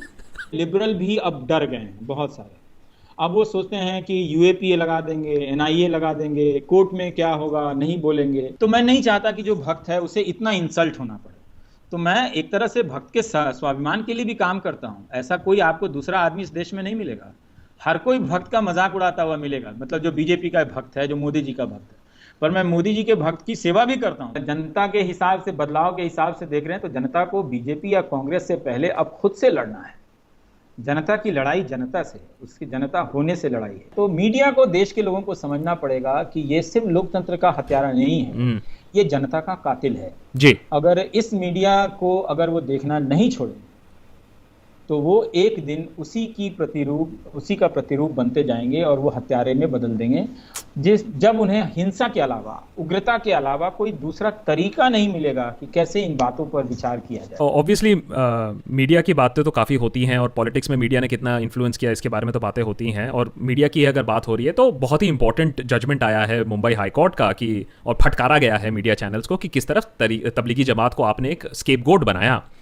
तो आज जब कोर्ट ने बोला है कि आपने ये तमाशा किया, आपने फॉरेन नेशनल्स को छोड़ दिया गया है, मीडिया चैनल्स को फटकार दिया गया है, मैं सोचता हूं कि कितने घंटे सारे मीडिया चैनल्स को अगर आप ऐड कर दे तो कितने घंटे उन लोग ने तबलीगी जमात पे लगाया। और अगर यही चीज़ सरकार से सवाल जवाब करने में अगर लगा दिया होता और कितनी तैयारी हो रही होती, तो आपको लगता है कि आज डेथ टोल थोड़ा कम होता, आज कोरोना की महामारी थोड़ी कम होती? 4 दिन के अंदर हवा बदल जाएगी अगर मीडिया बुनियादी काम करने लगे ना। तो जो नेता आपको लोकप्रिय नजर आ रहे हैं ना, 4 दिन के अंदर हवा बदल जाएगी। और ये हवा बदलने का मेरा मतलब किसी को हराने जिताने से नहीं है। मैं जानता हूं कि उससे कोई खास रिजल्ट नहीं मिलता है।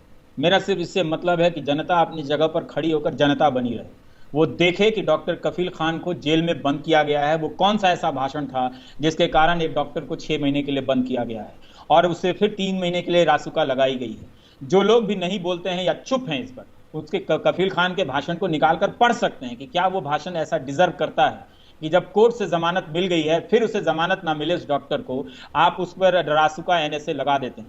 आनंद तेलतुंबड़े को देखिए, इतने सारे डेमोक्रेटिक फोर्सेस हैं, कौन बोलता है आनंद तेलतुंबड़े? यही प्रोफेसर अपूर्वानंद है, उनके बारे में बुलाकर पूछता है। ऐसे लग रहा है कि हर व्हाट्सएप चैट को उठाकर संदिग्ध बना दिया जाए, और जो सीधा वायलेंस की बात कर रहा था उससे आप पूछताछ नहीं करते, तो उन्हें मुकदमों में फंसाओ, उनको तरह तरह से चीजें फंसाओ। और ये वो मीडिया है जो कम्युनल मीडिया है, ये नेशनलिस्ट मीडिया नहीं है। मैंने आपको उदाहरण दिया ना कि धर्म के दरवाजे पर, ईश्वर के दरवाजे पर सिर्फ पुण्यात्मा खड़ा नहीं होता, वो पापी भी खड़ा होता है जो कहीं से घूस कमाया है, अभी उसका ट्रांसफर पोस्टिंग गलत हो गई है, फिर से चाहता है, वो भी वहां पर खड़ा होता है। तो इसलिए ये तबलीगी का ये जो पूरा बहाना बनाया गया था, ये उस वक्त कई लोग कहते थे कि ये पीक है। अब आप देखिए पूरी जनता कम्युनल हो गई है, नाराज हो गई है। सब्जी वाले, गरीब मुसलमान सब्जी वाले से आप उस पर मेरे ही सामने हंसने लगे और उस पर लोग उससे सब्जी नहीं खरीदे तो रोने लगा, कहा कि मुझसे आप पपीता खरीद रहे हैं तो मेरे से भी खरीद लीजिए। मैं क्यों, बगल में था, बोला सर हमसे कोई नहीं खरीदता है पपीता। कहता है मुसलमान, उसको सजा दी गई।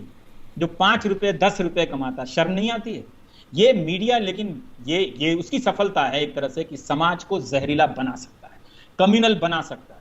हाईकोर्ट में ये आवाज आई है, बहुत अच्छी बात, लेकिन क्या वो मीडिया इस पर चर्चा करेगा? नहीं करेगा। जनता को मालूम ही नहीं। क्या उस तरह के हिंदी अखबारों में ये खबर विस्तार से चर्चा चलेगी कि हमने आपको गलती से तबलीग जमात को लेकर इस तरह से आपको पूरा प्रोपेगेंडा फैलाया, आपके बच्चों के दिमाग में जहर भरा और आप अपने ही देश के नागरिकों के बारे में इस तरह से सोचने लगे? क्या कोई प्रायश्चित कर रहा है? कोई नहीं कर रहा है। वो भी नहीं कर रहा है जो आईटी सेल की चपेट में आकर शेयर कर रहे थे कि अरे हाँ, इस केस को देखना चाहिए। तो वही मैं कह रहा हूं कि आपके भीतर की रेफरेंशियलिटी चेंज कर दी गई है। अब आपके भीतर का कोड बदल दिया गया है। आप फेसबुक में या ट्विटर में सिर्फ एल्गोरिदम नहीं होता है आकाश, लोगों के भीतर भी एल्गोरिदम का एक तरह से पैमाना बना दिया गया है और उसी के कोड के हिसाब से रिएक्ट करते हैं। ये मैं सिर्फ आईटी सेल या बीजेपी समर्थकों की बात नहीं कर रहा हूं। जो गैर बीजेपी समर्थक हैं वो भी अगर आप नरेंद्र मोदी की अनावश्यक टिप्पणी कर दें उस पर तो हजारों लाइक करने आ जाते हैं, लेकिन आप एक सुचिंतित लेख लिख दें उनकी किसी नीति की आलोचना में तो वो उनसे भी नहीं पढ़ा जाता। तो दोनों तरफ वही हाल है। तो इस तरह से मुझे नहीं लगता, लेकिन ये बड़ा खतरनाक खेल खेला गया था और ये पहली बार मीडिया ने नहीं खेला है। इस तरह के हजारों खेल खेले। आप कैराना भूल गए? किस तरह से कैराना को कश्मीर बताया जाता था? आप भूल गए उसको? कितनी ऐसी घटनाओं को मीडिया ने कम्युनलाइज किया और समाज को एक तरफा लेता चला गया और एक हिस्से को ये लोग वो लोग कह के बोलना देखना सिखा दिया है। तो मुझे नहीं लगता कि यहाँ से कोई लौटने वाला है। बस मैं यही प्रार्थना करता हूँ कि इन लोगों के घरों में नौकरियां आए और अर्थव्यवस्था अच्छी चले, जिससे ये और खुश रहें और 10 घंटा वो बैठ के अपने आप को जहरीला बनाते रहें। लेकिन हमने कहा अपने समय में, आपने भी कहा, लेकिन लोगों ने नहीं सुना। कोई बात।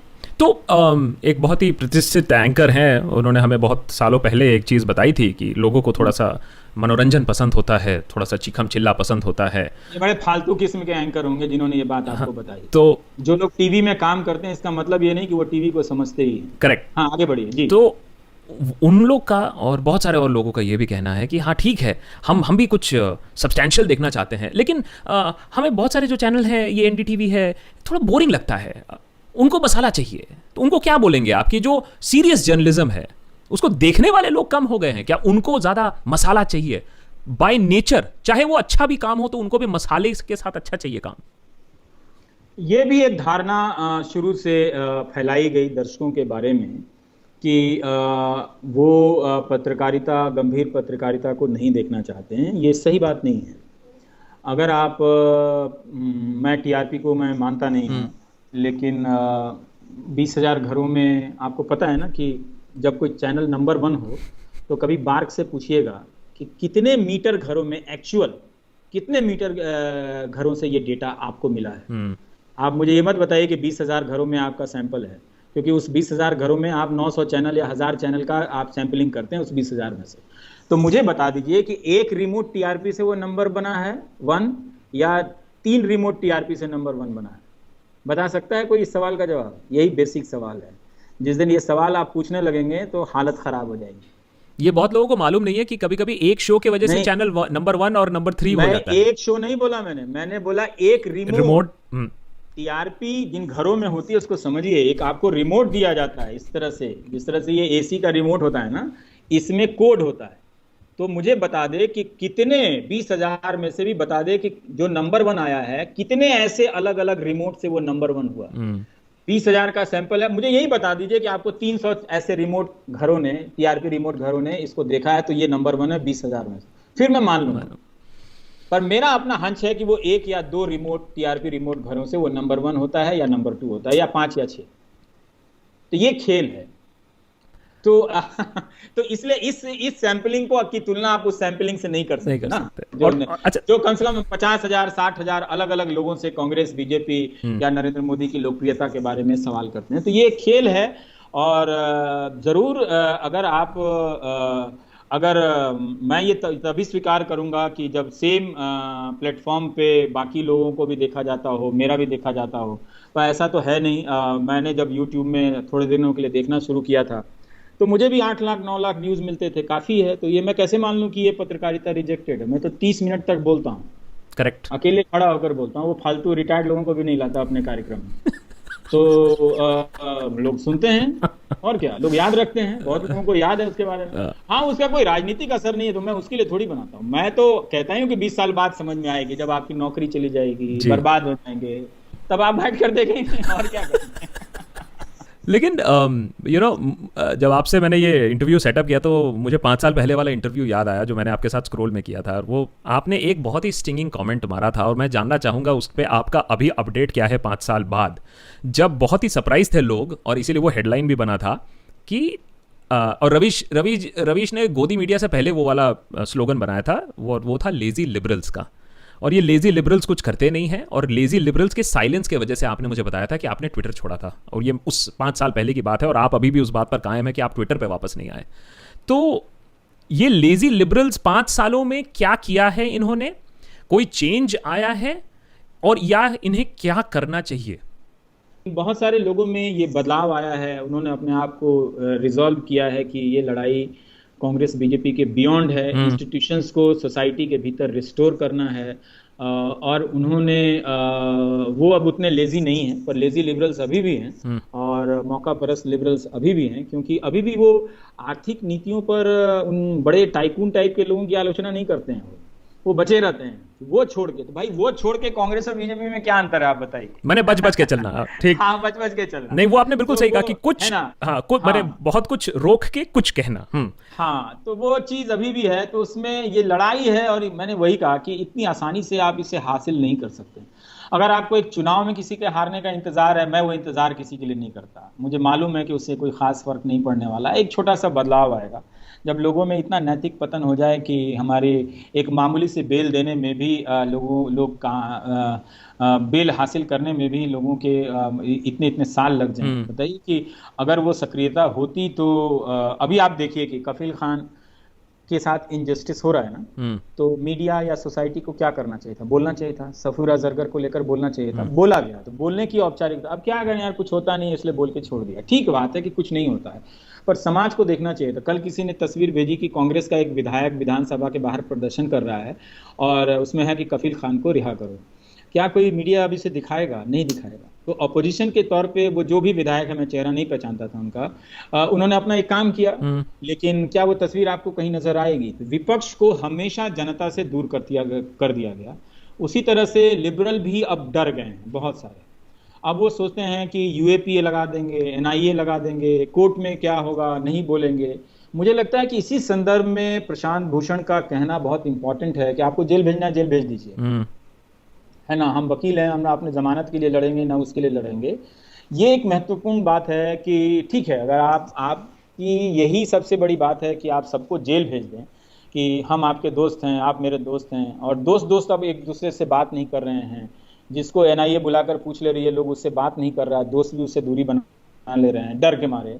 तो एक ऐसा समाज बना रहा है, इससे क्या किसी को फायदा होने वाला है? इससे सबसे ज्यादा जो नुकसान है ना, वो लिबरल को तो हो ही रहा है, वो राइट विंगर को हो रहा है, जो उस पॉलिटिकल पार्टी को सपोर्ट कर रहे हैं। वो अपनी बात को नहीं कह पा रहे। वो भी मेरे पास आते हैं, कहते हैं रवि जी आप बोल दीजिए, हम लोगों में हिम्मत नहीं है, नहीं तो लोग हमें भी गाली देने लगे, कहेंगे कि तुम कब भक्त से अभक्त बन गए। मैंने कहा भाई आप भक्त बने रहिए, मैं कह रहा हूं कि आप रहिए मोदी जी के सपोर्टर, लेकिन आप कहिए कि हमने वोट इसलिए दिया था कि हम कॉन्ट्रैक्ट पर नौकरी ना करें। आप हमारी नौकरियों के बारे में आप क्या सोचते हैं उसके बारे में बताएं। तो अब वो चीजें तो अब बहस होगी नहीं, लेकिन बड़ा चेंज नहीं आया है, थोड़ा लोगों में हुआ है। बहुत सारे लोगों को मैंने देखा है, नौजवानों में आया है। नौजवानों में आया है कि इसीलिए आप देखिए सेंट स्टीफेंस कॉलेज में जब सीएए को लेकर प्रदर्शन हो रहा था, तो स्टीफेंस के लड़के लड़कियां निकले वहां से और उन्होंने प्रदर्शन किया। और रामजस के लोगों ने जब उन पर हमला हुआ था, एलएसआर की लड़की गुरमेहर कौर वो पोस्टर लेकर खड़ी हो जाती है। वो किसी राजनीतिक दल की ये लोग नहीं है, पर उन्होंने प्रोटेस्ट किया। तो चूंकि वो यूनिवर्सिटी के नौजवानों में अब वो पोटेंशियल है, और वो जामिया के बच्चों ने भी दिखाया, जो अभी नंबर 1 यूनिवर्सिटी है देश की, कि वो लाठी भी खा सकते हैं, लेकिन सच बोलेंगे, अपना सवाल करेंगे, जो गलत है गलत है। तो इसीलिए अब यूनिवर्सिटी पे दमन हो रहा है। जो भी उनके प्रोफेसर को, टीचर की क्या हैसियत होती है, उनके पास ना पैसा है ना वकील है, सबको थोड़ी वकील मिल जाएगा। तो अब वो यूनिवर्सिटी को पहले पढ़ाई से खत्म कर दिए, और अब पढ़ाने वाले इकबाल वाले जो टीचर जो क्लास में अपराइट होकर क्वेश्चन करना सिखाते थे, उन सबको डाउटफुल, संदिग्ध बनाया जा रहा है। अब इस समाज को देखना है, अब उनके छात्रों को देखना है कि जिस प्रोफेसर को उन्होंने अपनी इतनी ईमानदारी से पढ़ाते हुए देखा, क्या वो एक आपराधिक साजिश में, इस तरह से दंगा रचने की साजिश में, मोहन नर्सिंग होम के ऊपर जो गोलियां चला रहे थे वो क्या प्रोफेसर के व्हाट्सएप से आए थे? क्या अपूर्वानंद ने उसको अपने व्हाट्सएप में उनको लिख के बुलाया था? कौन बुलाया था? उसका वीडियो आप देखिए, मेरे ही कितने प्रोग्राम में उसके वीडियो हैं जो छत पे खड़े होकर गोली चला रहे हैं, वो कौन लोग हैं? आज तक वो नहीं पकड़े गए। तो इस तरह से जनता से इंफॉर्मेशन को आप सैनिटाइज करके जैसी भी चाहे जनता बना लीजिए, स्टेट की जनता है तो, लेकिन वो एक समाज में जो उन सब के भीतर जो बड़ी शिकायत है, वो अभी भी यही चाहते हैं। कोई इलेक्शन कहीं हो रहा होता है वो होपफुल हो जाते हैं, बीजेपी हारेगी, कांग्रेस जीतेगी। भाई लड़ाई इसकी नहीं है, लड़ाई ये है कि आपके भीतर वो जो नियो लिबरल्स 4 कंपनियों के भीतर देश को सौंप देने की जो नीति चल रही है, क्या उसके बदलने का साहस है आपके भीतर? क्या आप वहां तक जाना चाहते हैं कि जिससे सबके भीतर स्टेट का एक सबके बेनिफिशियरी थोड़ा सा स्टेबिलिटी आए? नहीं जाना चाहते ना। लाखों को टीचर आप इस देश में आप देख लीजिए कॉन्ट्रैक्ट पर पढ़ा रहे हैं, किसी को सैलरी नहीं मिलती है, लेकिन वो भी क्या उसके अंदर कोई चेतना है, राजनीतिक चेतना है? नहीं है।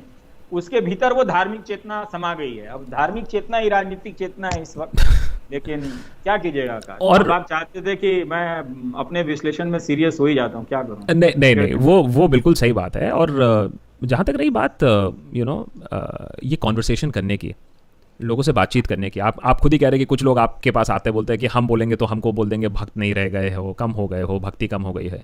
तो ये जो कॉन्वर्सेशन जो बाइनरी में स्प्लिट हो जाती है, क्या आप इससे अग्री करते हो कि या तो आप भक्त हो या तो आप लिबरल हो? क्योंकि ये बहुत ये बाइनरी तरीके से देखा जाता है। इसको लिबरल को भी पता नहीं है कि वो लिबरल है कि नहीं है, तो इसको तोड़ा कैसे जाए? हमें भी पता नहीं है कि वो लिबरल है भी कि नहीं है, क्या होता है लिबरल का मतलब, ऐसे ही किसी को टैग कर देते हैं। लेकिन जहां परिभाषा बहुत स्पष्ट है वहां पर हम इशारा नहीं करना चाहते। अभी देखिए, मैंने यूपी के सीएम हैं योगी आदित्यनाथ जी, उनको एक पत्र लिखा। कोई 48,000 ओटीसी सिपाही की भर्ती का मामला था, और मैं जानता हूं कि उसमें से ज़्यादातर लोग मुझे गाली देने वाले लोग हैं, मुझसे नफरत करने वाले लोग हैं। तो मैंने लिखा कि योगी जी, अगर आप हो सके तो इनको नौकरी दे दीजिए, इनकी तो परीक्षा हो गई है, रिजल्ट निकालने की ही बात है। 49,000 लोग हैं, और मैं इसलिए लिख रहा हूं कि मुझे बुरा लगता है कि इनको कितना ह्यूमिलिएशन होता होगा कि जिस व्यक्ति को गाली देते हैं, ट्रोल करते हैं, उसी से अपने नौकरी की बात कह रहे हैं कि उठा दो मेरे लिए, है ना। तो मैं नहीं चाहता कि जो भक्त है उसे इतना इंसल्ट होना पड़े।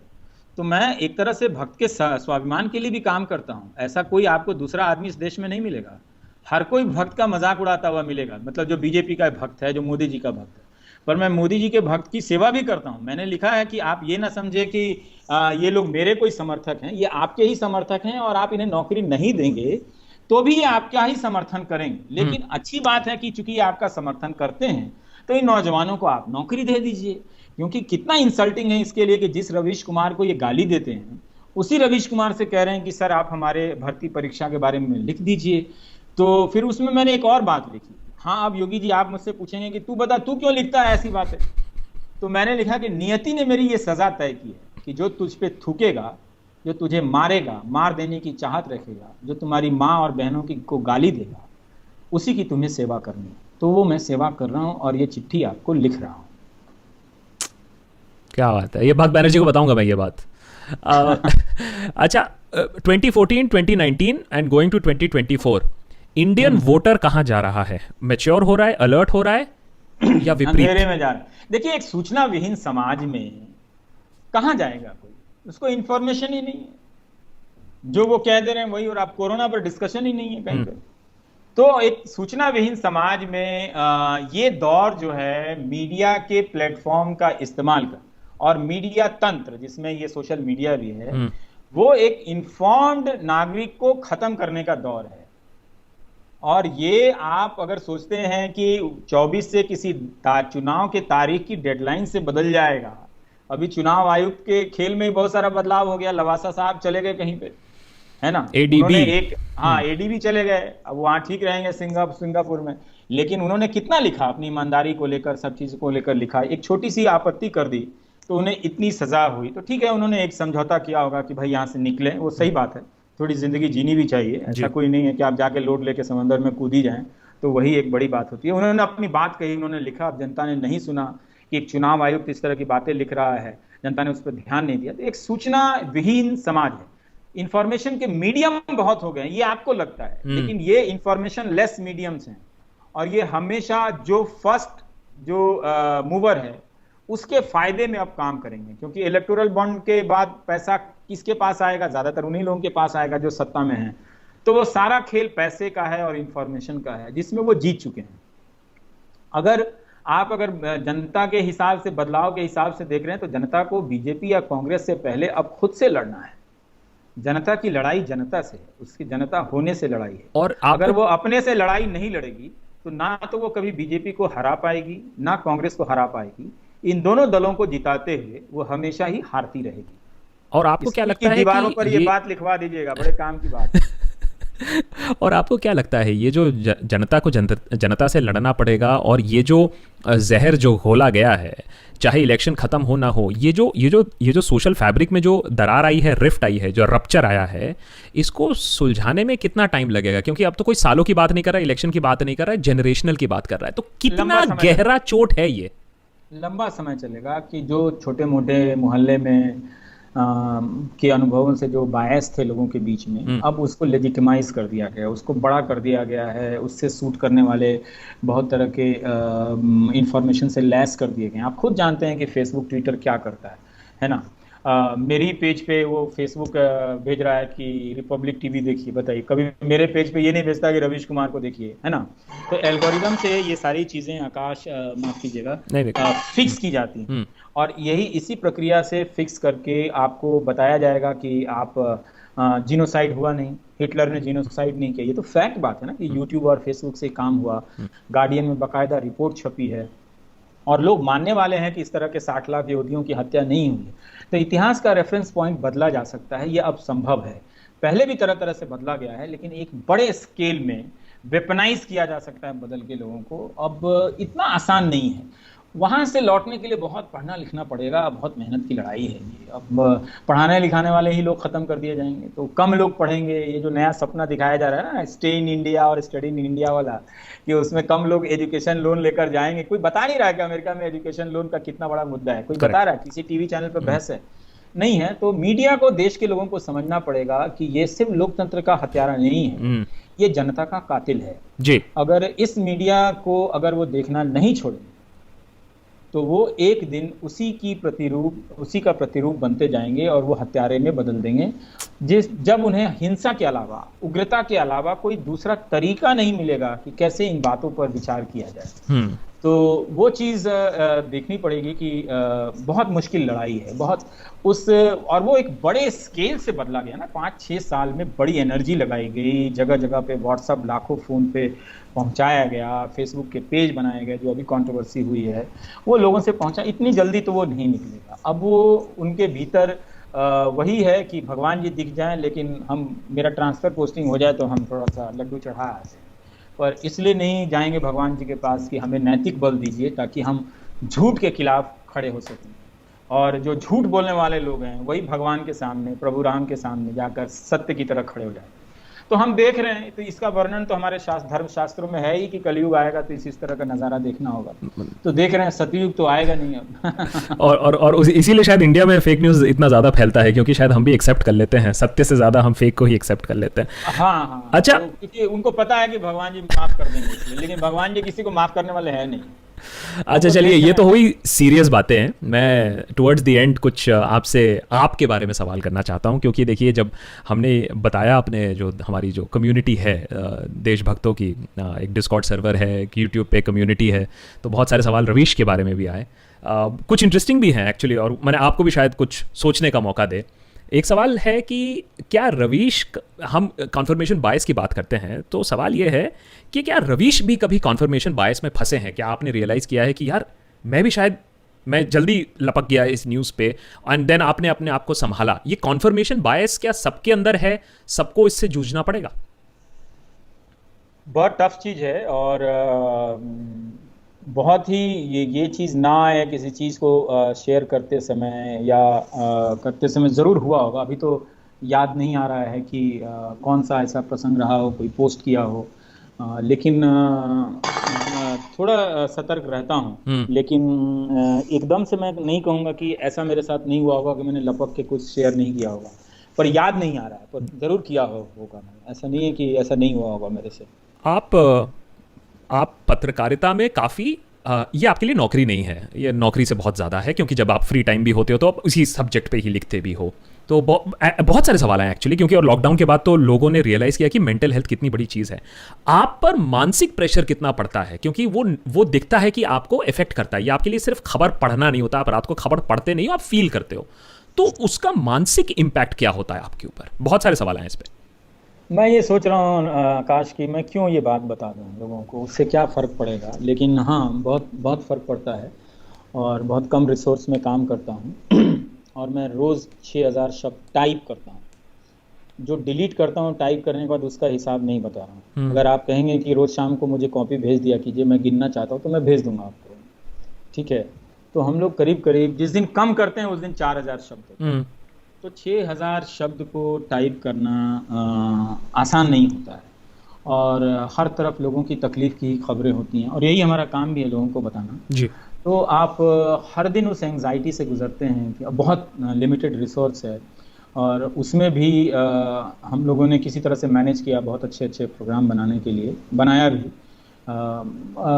नींद नहीं आती है अच्छे से और कई बार किसी कार्यक्रम को लिखते हुए भी सिहरन सी हो जाती है कि वाकई ऐसा हुआ है या मैं लिख रहा हूँ। खुद भी रीचेक किसी को और बुला लेता हूँ कि ये सही है क्या, ऐसा होता हुआ तो कह हुआ ही ऐसा, तो क्या सही क्या गलत, पर बहुत बेचैनी होती है। और मैं चाहूँ भी तो खुश रहने का स्कोप नहीं है। हर समय लोग ये लिख देते हैं आप ही से उम्मीद है, देखिए मेरे भाई की हत्या हो गई है, देखिए मेरी ज़मीन ले ली है, और पर इसी तरह की चीज़ें देखता रहता हूँ, हताश निराश लोगों की।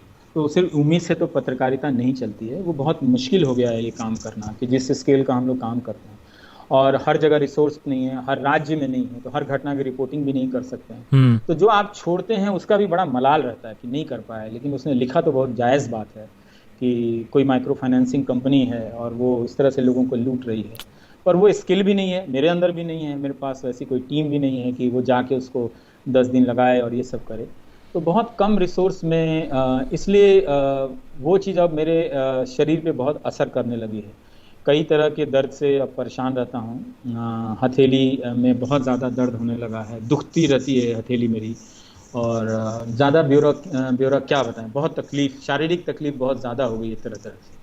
तो मुझे कभी लगता है कि ब्रेक ले लेना चाहिए, कभी छोड़ देना चाहिए, क्योंकि ये एक दिन आपके शरीर को ही खा जाएगा। सिर्फ मानसिक की बात नहीं कर रहा हूँ। अगर आप 6000 शब्द लिख रहे हैं तो आप सोचिए कि आप 7-8 घंटे लगातार रोज़, तो कोई माइंड स्पेस नहीं होता। मैं 2 शो करता हूँ, एक 6 से 7 का। ये भारत में जितने भी एंकर हैं वो एक दिन कह दिया जाए 2 लोगों के साथ 3 लोगों के साथ करने के लिए ना, तो मैं उसे भोजपुरी में एक शब्द बोलता हूँ, मुंह से झाग आ जाएगा, दांत चियार देंगे ये लोग। एक दिन प्राइम टाइम करना हो, एक प्राइम टाइम का शो कोई ट्रांसक्राइब करके देख ले उसको, तो दांत चियार देंगे वो लोग। लेकिन वो मैंने किया है, वो सैलरी के लिए नहीं किया है, बहुत जान लगाई है मैंने उसको करने में, तरह तरह से सोचा है। कई बार मुझे देख के लगता है कि जो अकेला प्रोड्यूसर है उस एक मशीन पे काम कर रहा है, बेचारा कैसे कर दिया ये। फिर उसको रात में बोलना पड़ता है, यार ये मतलब मैं तो बहुत शर्मिंदा हूँ, तुमने भी ऐसा कर दिया। अच्छा कल मैं कोई हल्का वाला कर दूंगा, 2-3 लोगों को बुला के बात कर लूंगा जिसमें तुमको मेहनत ना करनी पड़े। ये बहुत ये समझना है कि जो भी एंकर 3 लोगों को बिठा के काम चर्चा करता है ना, उसमें कोई काम नहीं होता है। ये मैं आपको फिजिकली दिखा सकता हूँ। आप मैं जहाँ बैठ के काम करता हूँ वहाँ एक CCTV लगा दो, और जो एंकर ऐसा शो करता है वहाँ एक CCTV लगा दो, उसके पूरे दिन भर की प्रक्रिया देखिए। वो जो 3 खबरें आती हैं और ट्विटर पे आप लोग जिस तरह के एंगल देते हैं अपने बहस के दौरान, उसको लेके वो चला जाता है डिबेट करने। तो उसमें कपड़े गंदे नहीं होते, बाल वाल भी नहीं झड़ता है जल्दी, नींद भी अच्छी आती है कि शो भी हो गया और एक कैप्शन भी लगा दिया। मेरा रास्ता मतलब सेल्फ किलिंग का रास्ता है, और वो फिजिकली पॉसिबल नहीं है उस तरह के जर्नलिज्म को रोज करना। मैं 10 बजे खत्म होता हूँ तो 11 बज जाता है, खुद ही वो शो अंदर आपके भीतर नाच रहा होता है, ठीक है, वो खत्म नहीं होता है। तो बच्चे होते हैं उन पे मैं ध्यान नहीं दे पाता, वो लोग भी कहते हैं बाहर निकलो बाहर निकलो, तब तक मैं सोने लगता हूँ, और 8 बजे से मैं फिर सुबह काम करने लग जाता हूँ। तो एक तरह से ये बहुत ज़्यादा हो गया है, मुझे नहीं लगता कि मैं ज़्यादा फिजिकली सस्टेन कर पाऊँगा। मेंटली ये आपको समझना चाहिए, ये कोई नेगेटिव बात नहीं, किसी को अब मैं ये बात नहीं कहता, इसीलिए मैंने कहा मैं सारी बातें नहीं बताना चाहिए। वो तुरंत वो डोंट लूज योर हार्ट, भाई हार्ट वार्ट लूज करने का टाइम नहीं है भाई। मैं 8 बजे उठता हूँ और रात को अगले 9 बजे सुबह तक काम करता हूँ, मैं टाइप करता हूँ। ये हार्ट और मूड नहीं है मेरा, मेरे पास इसका स्कोप लग्जरी नहीं है। मैं वैसे भी काम करता हूँ, ये लूज करूँ हार्ट या रिटेन करूँ हार्ट को, उससे कोई फर्क नहीं पड़ने वाला, मुझे अगले दिन उसको उसी तरह से प्रोग्राम को डिजाइन करना पड़ता है। तो वो कुछ भी उसमें रूटीन नहीं होता, ये बहुत टफ हो गया है ये ज्यादा। तो आप जैसे कह रहे हो ना कि कभी ना अब कभी नहीं मन कर रहा है करने का। हाँ। कभी ना कभी ब्रेक लोगे, वुड यू लाइक टू सी, या आप कभी सोचते हो कि मैं भी कुछ लोगों को ट्रेन करूं, कुछ बच्चों को ट्रेन करूं जो अगला रवीश कुमार बनेगा, या मैं कुछ ये तो तब संभव होता है कि ये तो इंस्टीट्यूशनल बात हो गई कि ये कोई हमारे साथ 10 लोग काम कर रहे हैं। ये इंटर्न वाला शोषण मुझे अच्छा नहीं लगता है कि फ्री में किसी को 2 साल काम कराओ, और ठीक है 1-2 महीने के लिए अच्छा है, या किसी के साथ जेल कर गया तो बहुत सारे लोगों के साथ मैं काम करता हूँ, मैं ये आइडिया पसंद नहीं करता हूँ। तो अगर कोई रिपोर्टर बनकर आए, वो तो कंपनी को फैसला लेना है, मुझे तो नहीं लेना है उसमें। तो वैसी चीज़ें होती तो मैं ज़रूर करता। फिर वो फैसला इस बात से भी जुड़ता है कि क्या आपके पास उतना रिसोर्स बैकअप है कि आप 4 लोगों को हायर करके रवीश कुमार को टीम दें और फिर वो रिपोर्टिंग करें, उसका पैसा उसका खर्च हो, क्या ये हो पाएगा? तो ये हो नहीं पाएगा। अभी अब मैं इतना भी मुगालता नहीं पाल लिया कि मैं ही सबसे अच्छा जर्नलिस्ट हूँ और एक इंस्टीट्यूट खोलकर लोगों को सिखाने लगूंगा। पता नहीं, वो रास्ता मुझे पसंद नहीं आता, पर ज़रूर मेरा मन करता है कि ये स्किल लोगों को बांटें। लेकिन कहाँ बांटें? उसको बांट भी देंगे तो क्या उसको इस तरह का फॉर्मेट मिलेगा? नहीं मिलेगा ना। क्या मैं अपने ही चैनल के भीतर ये जो डिबेट शो होता है उसको बदल पाता हूँ? नहीं बदल पाता। तो वो चल रहा है, जबकि मैं नहीं देखता, मैं कोई टीवी नहीं देखता। मैं तो दुनिया को ये जानना चाहिए कि ये टीवी में, जिस टीवी के लिए ये आदमी 14 घंटा मिनिमम काम करता है रोज, उस टीवी को ये कभी नहीं देखता। क्योंकि कोई चैनल नहीं है इस कमरे में, कोई टीवी नहीं है, वो देखता नहीं। तो वो एक तरह से विरक्ति भी है कि हमारी पत्रकारिता में अभी भी बहुत अच्छे पत्रकार हैं। मैं जब देश की बात फ्राइडे सैटरडे का देखने लगा, थर्सडे फ्राइडे का उसकी जिसकी आएंगे, मुझे आंसू आ गए। मेरा रिपोर्टर जो भी हैं, sorry to use this word, मेरा रिपोर्टर नहीं है, जो मेरे कॉलीग हैं, रवीश रंजन, अनुराग द्वारी, कितने जोश से अभी भी कर रहे हैं। कोई देख रहा है, कोई सोच रहा है, और कितनी मेहनत है उसमें। लेकिन हम 6 बजे कर रहे हैं, 8 बजे वही डिबेट शुरू हो जाता है। वही 4 लोग आ जाते हैं फालतू, जिनको कुछ मालूम नहीं, जिन्होंने 10 दिनों से कोई अखबार नहीं पढ़ी। तो क्या मैं ये सिस्टम बदल पाया? मैंने ये सिस्टम नहीं बदल पाया। मैंने इस डिबेट सिस्टम की खूब आलोचना की, मैंने भी किया था। इसमें चाहे वो राजदीप सरदेसाई करते हो, उसमें कोई काम नहीं। आप देख लीजिए, वो अरुण शौरी का इंटरव्यू है, खत्म 10 मिनट में। लेकिन मेरा ही प्रशांत भूषण का उस दिन प्रोग्राम निकाल कर आप ट्रांसक्राइब करके देखो अवकाश, तो कितना हार्डवर्क है। हथेली टूट जाती है मेरी, हथेली। मैं रोज चीखता हूं, मेरे इतने तरह से दर्द होते हैं शरीर में कि नहीं होता है मुझसे, अब ये नहीं हो रहा है सही से। लोग कहते हैं आप ना फिजियोथेरेपिस्ट बुला लो। कब बुला लो? मेरे पास मैं 7-6 बजे उठता हूँ, 6 से 8 के बीच में चाय पीने का वक्त होता है, उसमें भी एक फिजियोथेरेपिस्ट में घुसा लूँ और फिर 8 बजे से मैं काम करता चला हूँ। ये मेरा काम का हिसाब है। आपको देखना है, आप मेरे घर में आप सीसीटीवी लगा के लाइव दिखा दो कि ये एक जर्नलिस्ट कैसे काम करता है।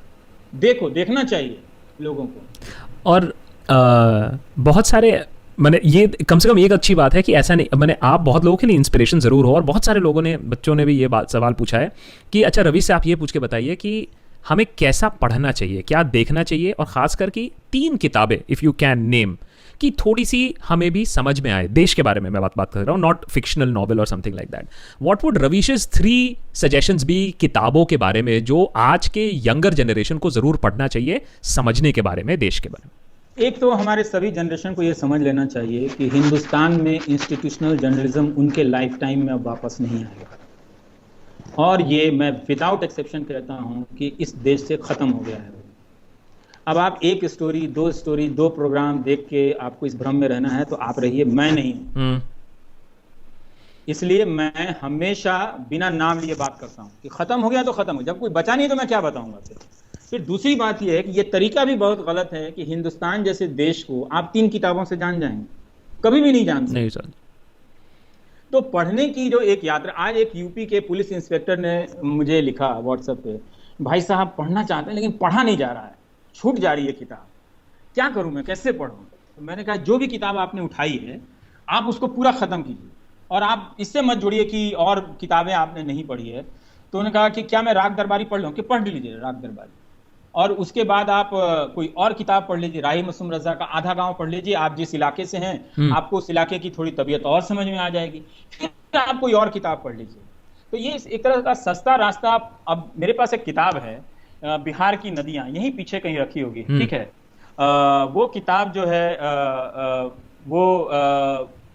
उस पर एक हवलदार त्रिपाठी ने किताब लिखी बिहार में 60s में, हवलदार त्रिपाठी ने। आकाश, बिहार की नदियों पर इतनी सुंदर किताब हमने कभी नहीं पढ़ी थी। एक एक नदी किस गांव से कहां मोड़ लेती है वो गूगल मैप से नहीं लिखी है उन्होंने, और उस पर मैंने कार्यक्रम किया। और आप देखिए कि इसी दौर में टीवी पे ये एक प्रोग्राम हो रहा है, तो उस किताब को पढ़ के कार्यक्रम करने में 8 घंटे बैठने पड़े होंगे ना। अरुण शौरी को बुला के इंटरव्यू कर लेना, या सोली सोराब जी को बुला के इंटरव्यू कर लेना, या 2 गेस्ट को बुला के इंटरव्यू कर लेना, ये तो सबसे आसान काम है। क्या आपको मालूम है डिस्कवरी ऑफ इंडिया कैसे दिखती है? मैं दिखाता हूं। ये इतनी मोटी है, जो जवाहरलाल नेहरू ने लिखी है, इतनी मोटी, हाथ से और जेल में लिखी है। क्या उम्र थी जब वो लिख रहे होंगे? इतनी मोटी किताब, जो, और वो भी इसकी छपाई जो है एकदम बारीक है। क्या ये सारा संपूर्ण इतिहास है? नहीं है। लेकिन एक व्यक्ति जब लिखने की जब साधना करता है ना, तो बहुत, किताब पढ़ना चाहते हैं तो सबसे पहले आप पढ़ाई का सम्मान कीजिए। आप जिंदगी में और काम कीजिए, उदास मत रहिए।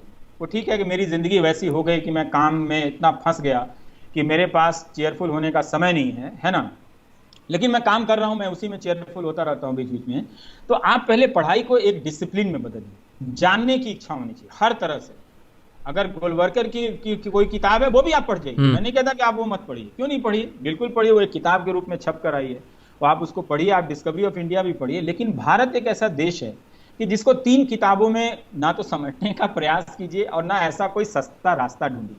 अपने लिए मैं ये कह सकता हूं कि अगर आप पढ़ना चाहते हैं तो ठीक है, इतने इमरजेंसी की बात होती है, इमरजेंसी पे लिखी हुई कुछ किताबें आप पढ़ लीजिए। बिल्कुल। जैसे ये प्रशांत भूषण की ही किताब है, ये पढ़ लीजिए। वो फैसला इलाहाबाद हाई कोर्ट का जिसने इंदिरा गांधी के चुनाव को रद्द किया था।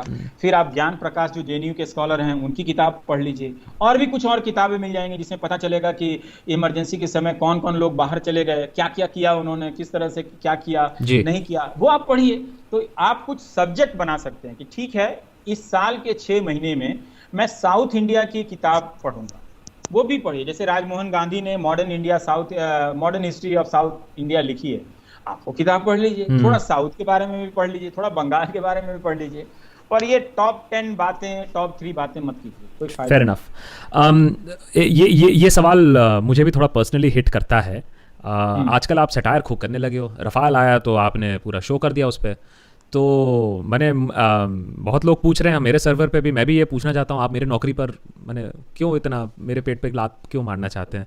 तो ये सटायर करने का ये जो आपको एक चस्का है, आप बीच बीच में ऐसे कटाक्ष मार देते हैं, तो इसका क्या लॉजिक है और इसका क्या रिस्पॉन्स है? और रवीश को और भी ये, बिकॉज मुझे तो इतने बार सुनना पड़ता है, अबे तुम रवीश से सीखो। ये लेटेस्ट मेरे ऊपर जो आजकल मजाक उड़ता है। तो ये जो फॉर्मेट है, क्या हम और देखेंगे आपसे? नहीं, मैं स्टैंड अप में तो अभी नहीं जा रहा हूँ करने के लिए, तो आप उतनी चिंता मत कीजिए। आप लोग, आप कुणाल लोग भी। लेकिन ये अच्छी बात है कि आपने कॉमेडी किया, पर उसकी एक बड़े जवाबदेही का भी हिस्सा निभाया, लोगों का मनोरंजन भी किया है। लेकिन मैं एक कम्युनिकेटर भी हूँ और एक रोक नहीं पाता हूँ अपने क्रिएटिव अर्ज को। तो कई बार चीज़ें देखता रहता हूँ तो मुझे हंसी भी आती है कि ये क्या चल रहा है, ये कैसा समाज है। तो ये उसी के प्रोडक्ट हैं। पर अगर आप मेरे सटायर के रेंज को जानना चाहते हैं तो ये बेस्ट एग्जांपल सिर्फ यही नहीं है। तो फिर आपको उसमें मेहनत करनी पड़ेगी, जहां आपको पकड़ के दिखाना पड़ेगा कि ये कुछ अलग चीज है जी। तो और उसमें मैंने बहुत सारे अपनी आवाज़ को लेकर, अपने भावों को लेकर भी कई तरह के प्रयोग किए हैं। इसलिए वो मेरा अपना हिस्सा है। बचपन से ही मैं ऐसा था कि चीज़ों को देखकर हंसना। तो मेरे बड़े पापा कई बार देखते रहते थे। कुछ गांव के लोग कहते थे कविराज कहते, कविराज तुम बोलो इससे। तो उस टेक में मैं कुछ बोलता रहता था। तो ये मेरी एक फितरत है मजाक करने की, बहुत ही बढ़िया। और कब चली आती है मुझे पता नहीं, लेकिन वो दोनों चीजें हैं, गंभीरता भी है, मजाक भी है। पर जीवन में मजाक नहीं है, जीवन में, क्योंकि मेरे पास इस काम के अलावा कोई दूसरा समय नहीं है।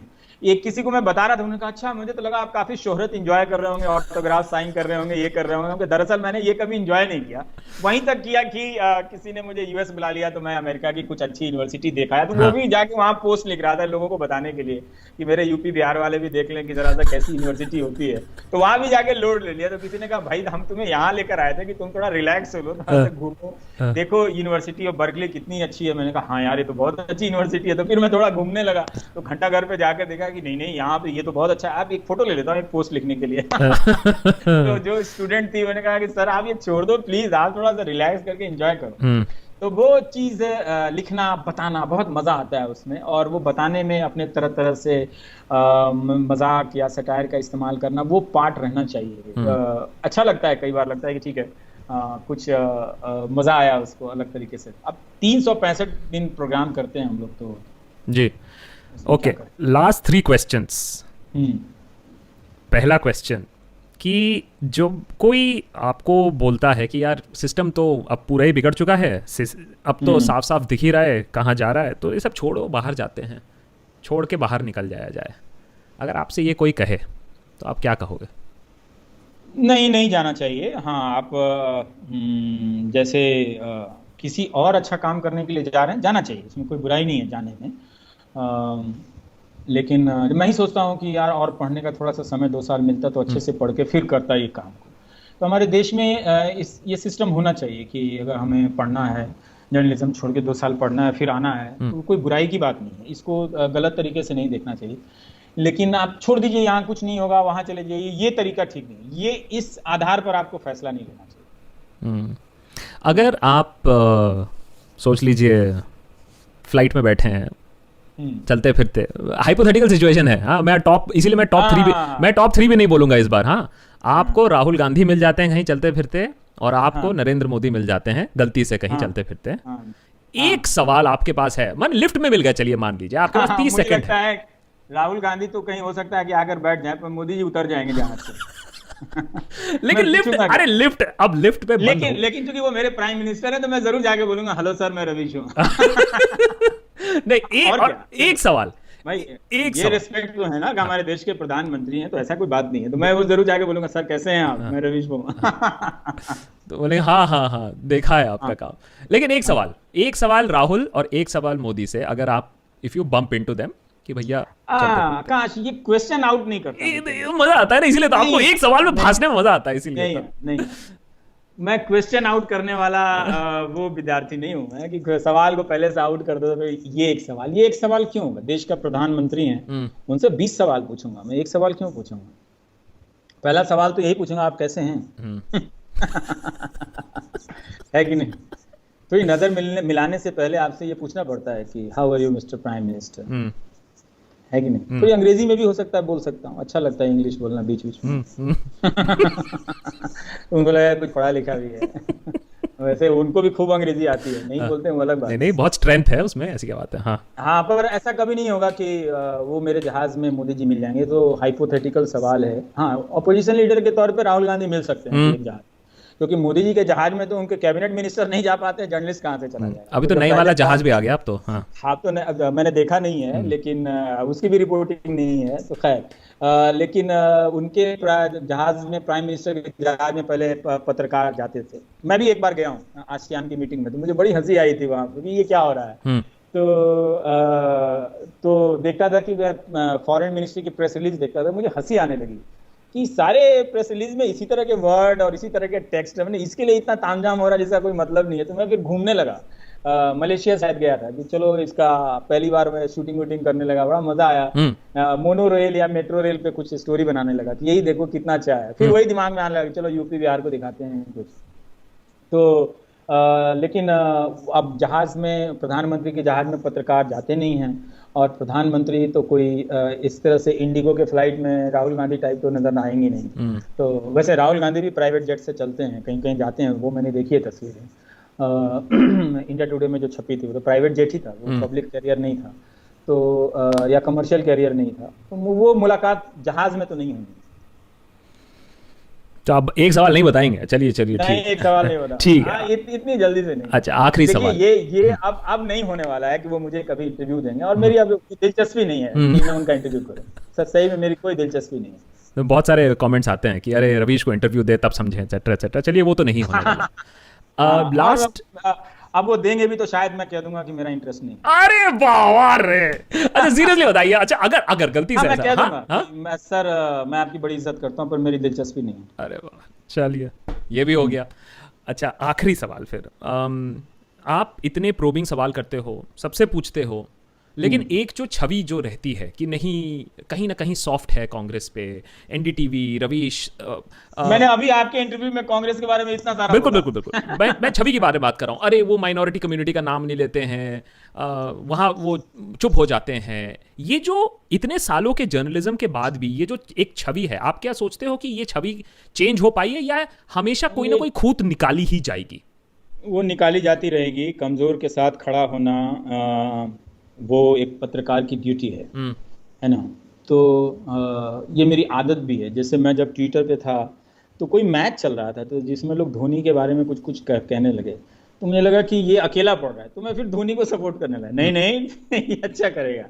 तो जो अब जहां अकेला पड़ जाता है, मुझे लगता है कि हाँ, उसके साथ खड़ा होना चाहिए, और ये हर जर्नलिस्ट की एक बुनियादी बात होनी चाहिए कि जो अकेला नजर आ रहा है।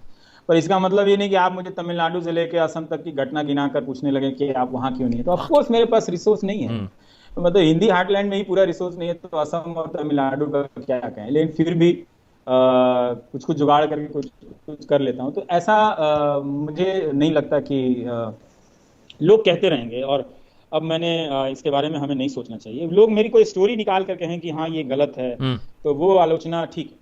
कई बार लोग गलतियां निकालते हैं और उसको मैं स्वीकार करता हूँ। ऐसी बात नहीं है कि मुझसे गलतियां नहीं होती हैं गलतियां। फाइनल, मैं हाँ फाइनली, अरे भाई, ये 2 घंटे का इंटरव्यू कौन सुनेगा रवि? अरे आप जानते नहीं हो, 2 घंटे का लोग इंटरव्यू सुनेंगे भी।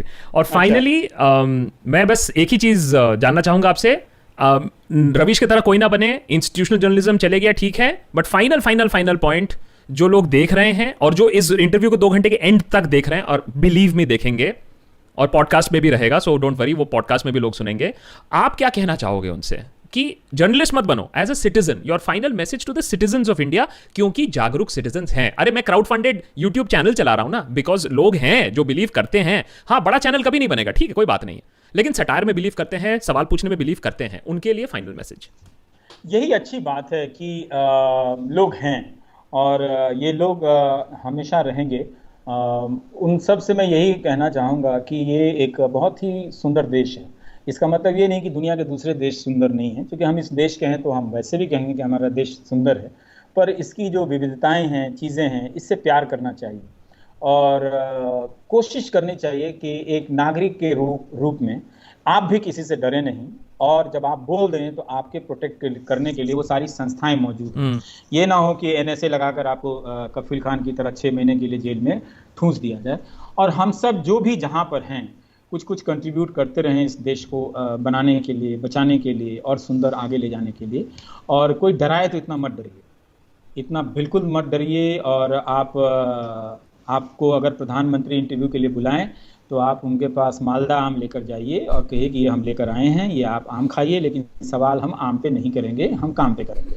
तो इस तरह की एक फितरत होनी चाहिए, और थोड़ा हल्का बनिए, लाइट बनिए, मैं ये कहता हूँ। इसीलिए मैं कहता हूँ रवीश कुमार मत बनिए, आप किसी से मत। मैंने तो पोस्ट लिखा है कि किसी को रवीश कुमार नहीं बनना चाहिए। जीवन जीना चाहिए, अच्छा खाना बनाना चाहिए, दोस्तों के साथ संडे बनाना चाहिए। मैंने ये सब जीवन जिया नहीं, बच्चों के साथ ही नहीं जी सका मैं, 7 दिन काम करते करते। मुझे ये जीवन अगर कोई जीता है तो उसका भी जीवन पसंद नहीं है। तो मैं नहीं चाहता कि आप गंभीर काम करें, तो इसका मतलब ये है कि 7 दिन आप यही करते रहें। आप जीवन जिए, कुछ रंगों का शौक हो आपके पास, कुछ कविताओं का शौक हो, कुछ अच्छे गाने सुने आप, और पूरे उसके साथ आप कुछ अच्छी चीज़ों के निर्माण की बात भी करें, और थोड़ा भरोसा रखें। और ये यात्रा बहुत लंबी है, लेकिन इसकी मंजिल बहुत अच्छी होगी, और आप वहाँ पर पहुँचेंगे। आपके जो भी दर्शक हैं, मुझे बड़ी हैरानी हुई कि वो क्राउड फंडिंग में आपके सिस्टम को चलाते हैं। यही एक खूबी है कि क्या है कि लोग इस देश को बहुत प्यार करते हैं जी। और वो भले एक राजनीतिक दल को लेकर चाहे जो भी सोचते हों, वो चाहते हैं कि ये एक अच्छा देश बने और वैसा देश बने जहां, जैसा उन्होंने बाहर के देशों में कुछ कुछ देखा है उसकी अच्छाइयाँ देखी हैं, वो डिज़ायर अभी है। और यही उम्मीद की किरण है कि ये डिज़ायर एक दिन बड़ी हो जाएगी। ये जितने भी गफलतबाजियाँ चल रही हैं ना कि वो एक दिन वो ख़त्म हो जाएगी, वो रवीश, ख़त्म होनी है। बिल्कुल होगा। एंड मैं चाहता हूँ कि सारे लोग जो टीवी से ऊब गए हैं कम से कम एक टीवी चैनल देखें। और आपको रिक्वेस्ट करूंगा कि आपके जो सारे शोज़ हों वो डेफिनेटली, चाहे छोटे चंक्स में या बड़े चंक्स में, वो डेफिनेटली ऑनलाइन और भी आएँ।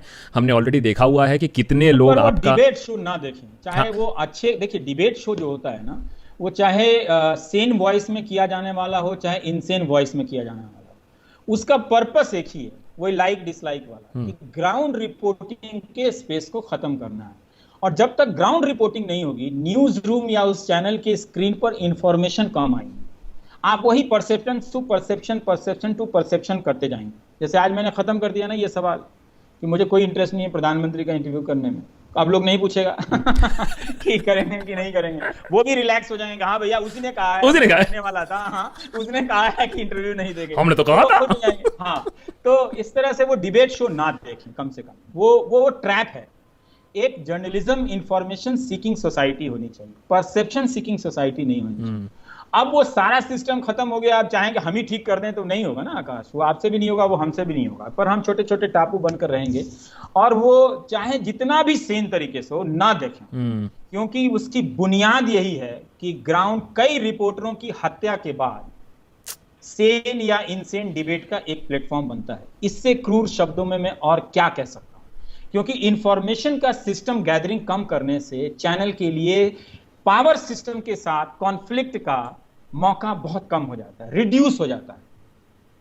और उससे फिर उनके धंधे आराम से चलते हैं या धंधे आराम से नहीं चलते। पर वो उस कॉन्फ्लिक्ट में, जब वो कोई इंस्टीट्यूशन उस कॉन्फ्लिक्ट में जाता है ना, तब उसके जर्नलिज्म के विश्वास का टेस्ट होता है कि आप रोज उस बाउंड्री को कितना क्रॉस कर रहे हैं। दोनों का टेस्ट होता है, उस जो पावर में बैठा है उसके डेमोक्रेटिक इंस्टिंक्ट का भी टेस्ट होता है, और जो जर्नलिज्म इंस्टीट्यूशन है उसके डेमोक्रेटिक इंस्टिंक्ट का भी टेस्ट होता है। डिबेट शो से कुछ भी टेस्ट नहीं होता है, चाहे वो सेम वॉइस में किया जाने वाला डिबेट हो। होता है टेस्ट होता है, बीपी का टेस्ट होता है, हमारे बीपी का टेस्ट होता है।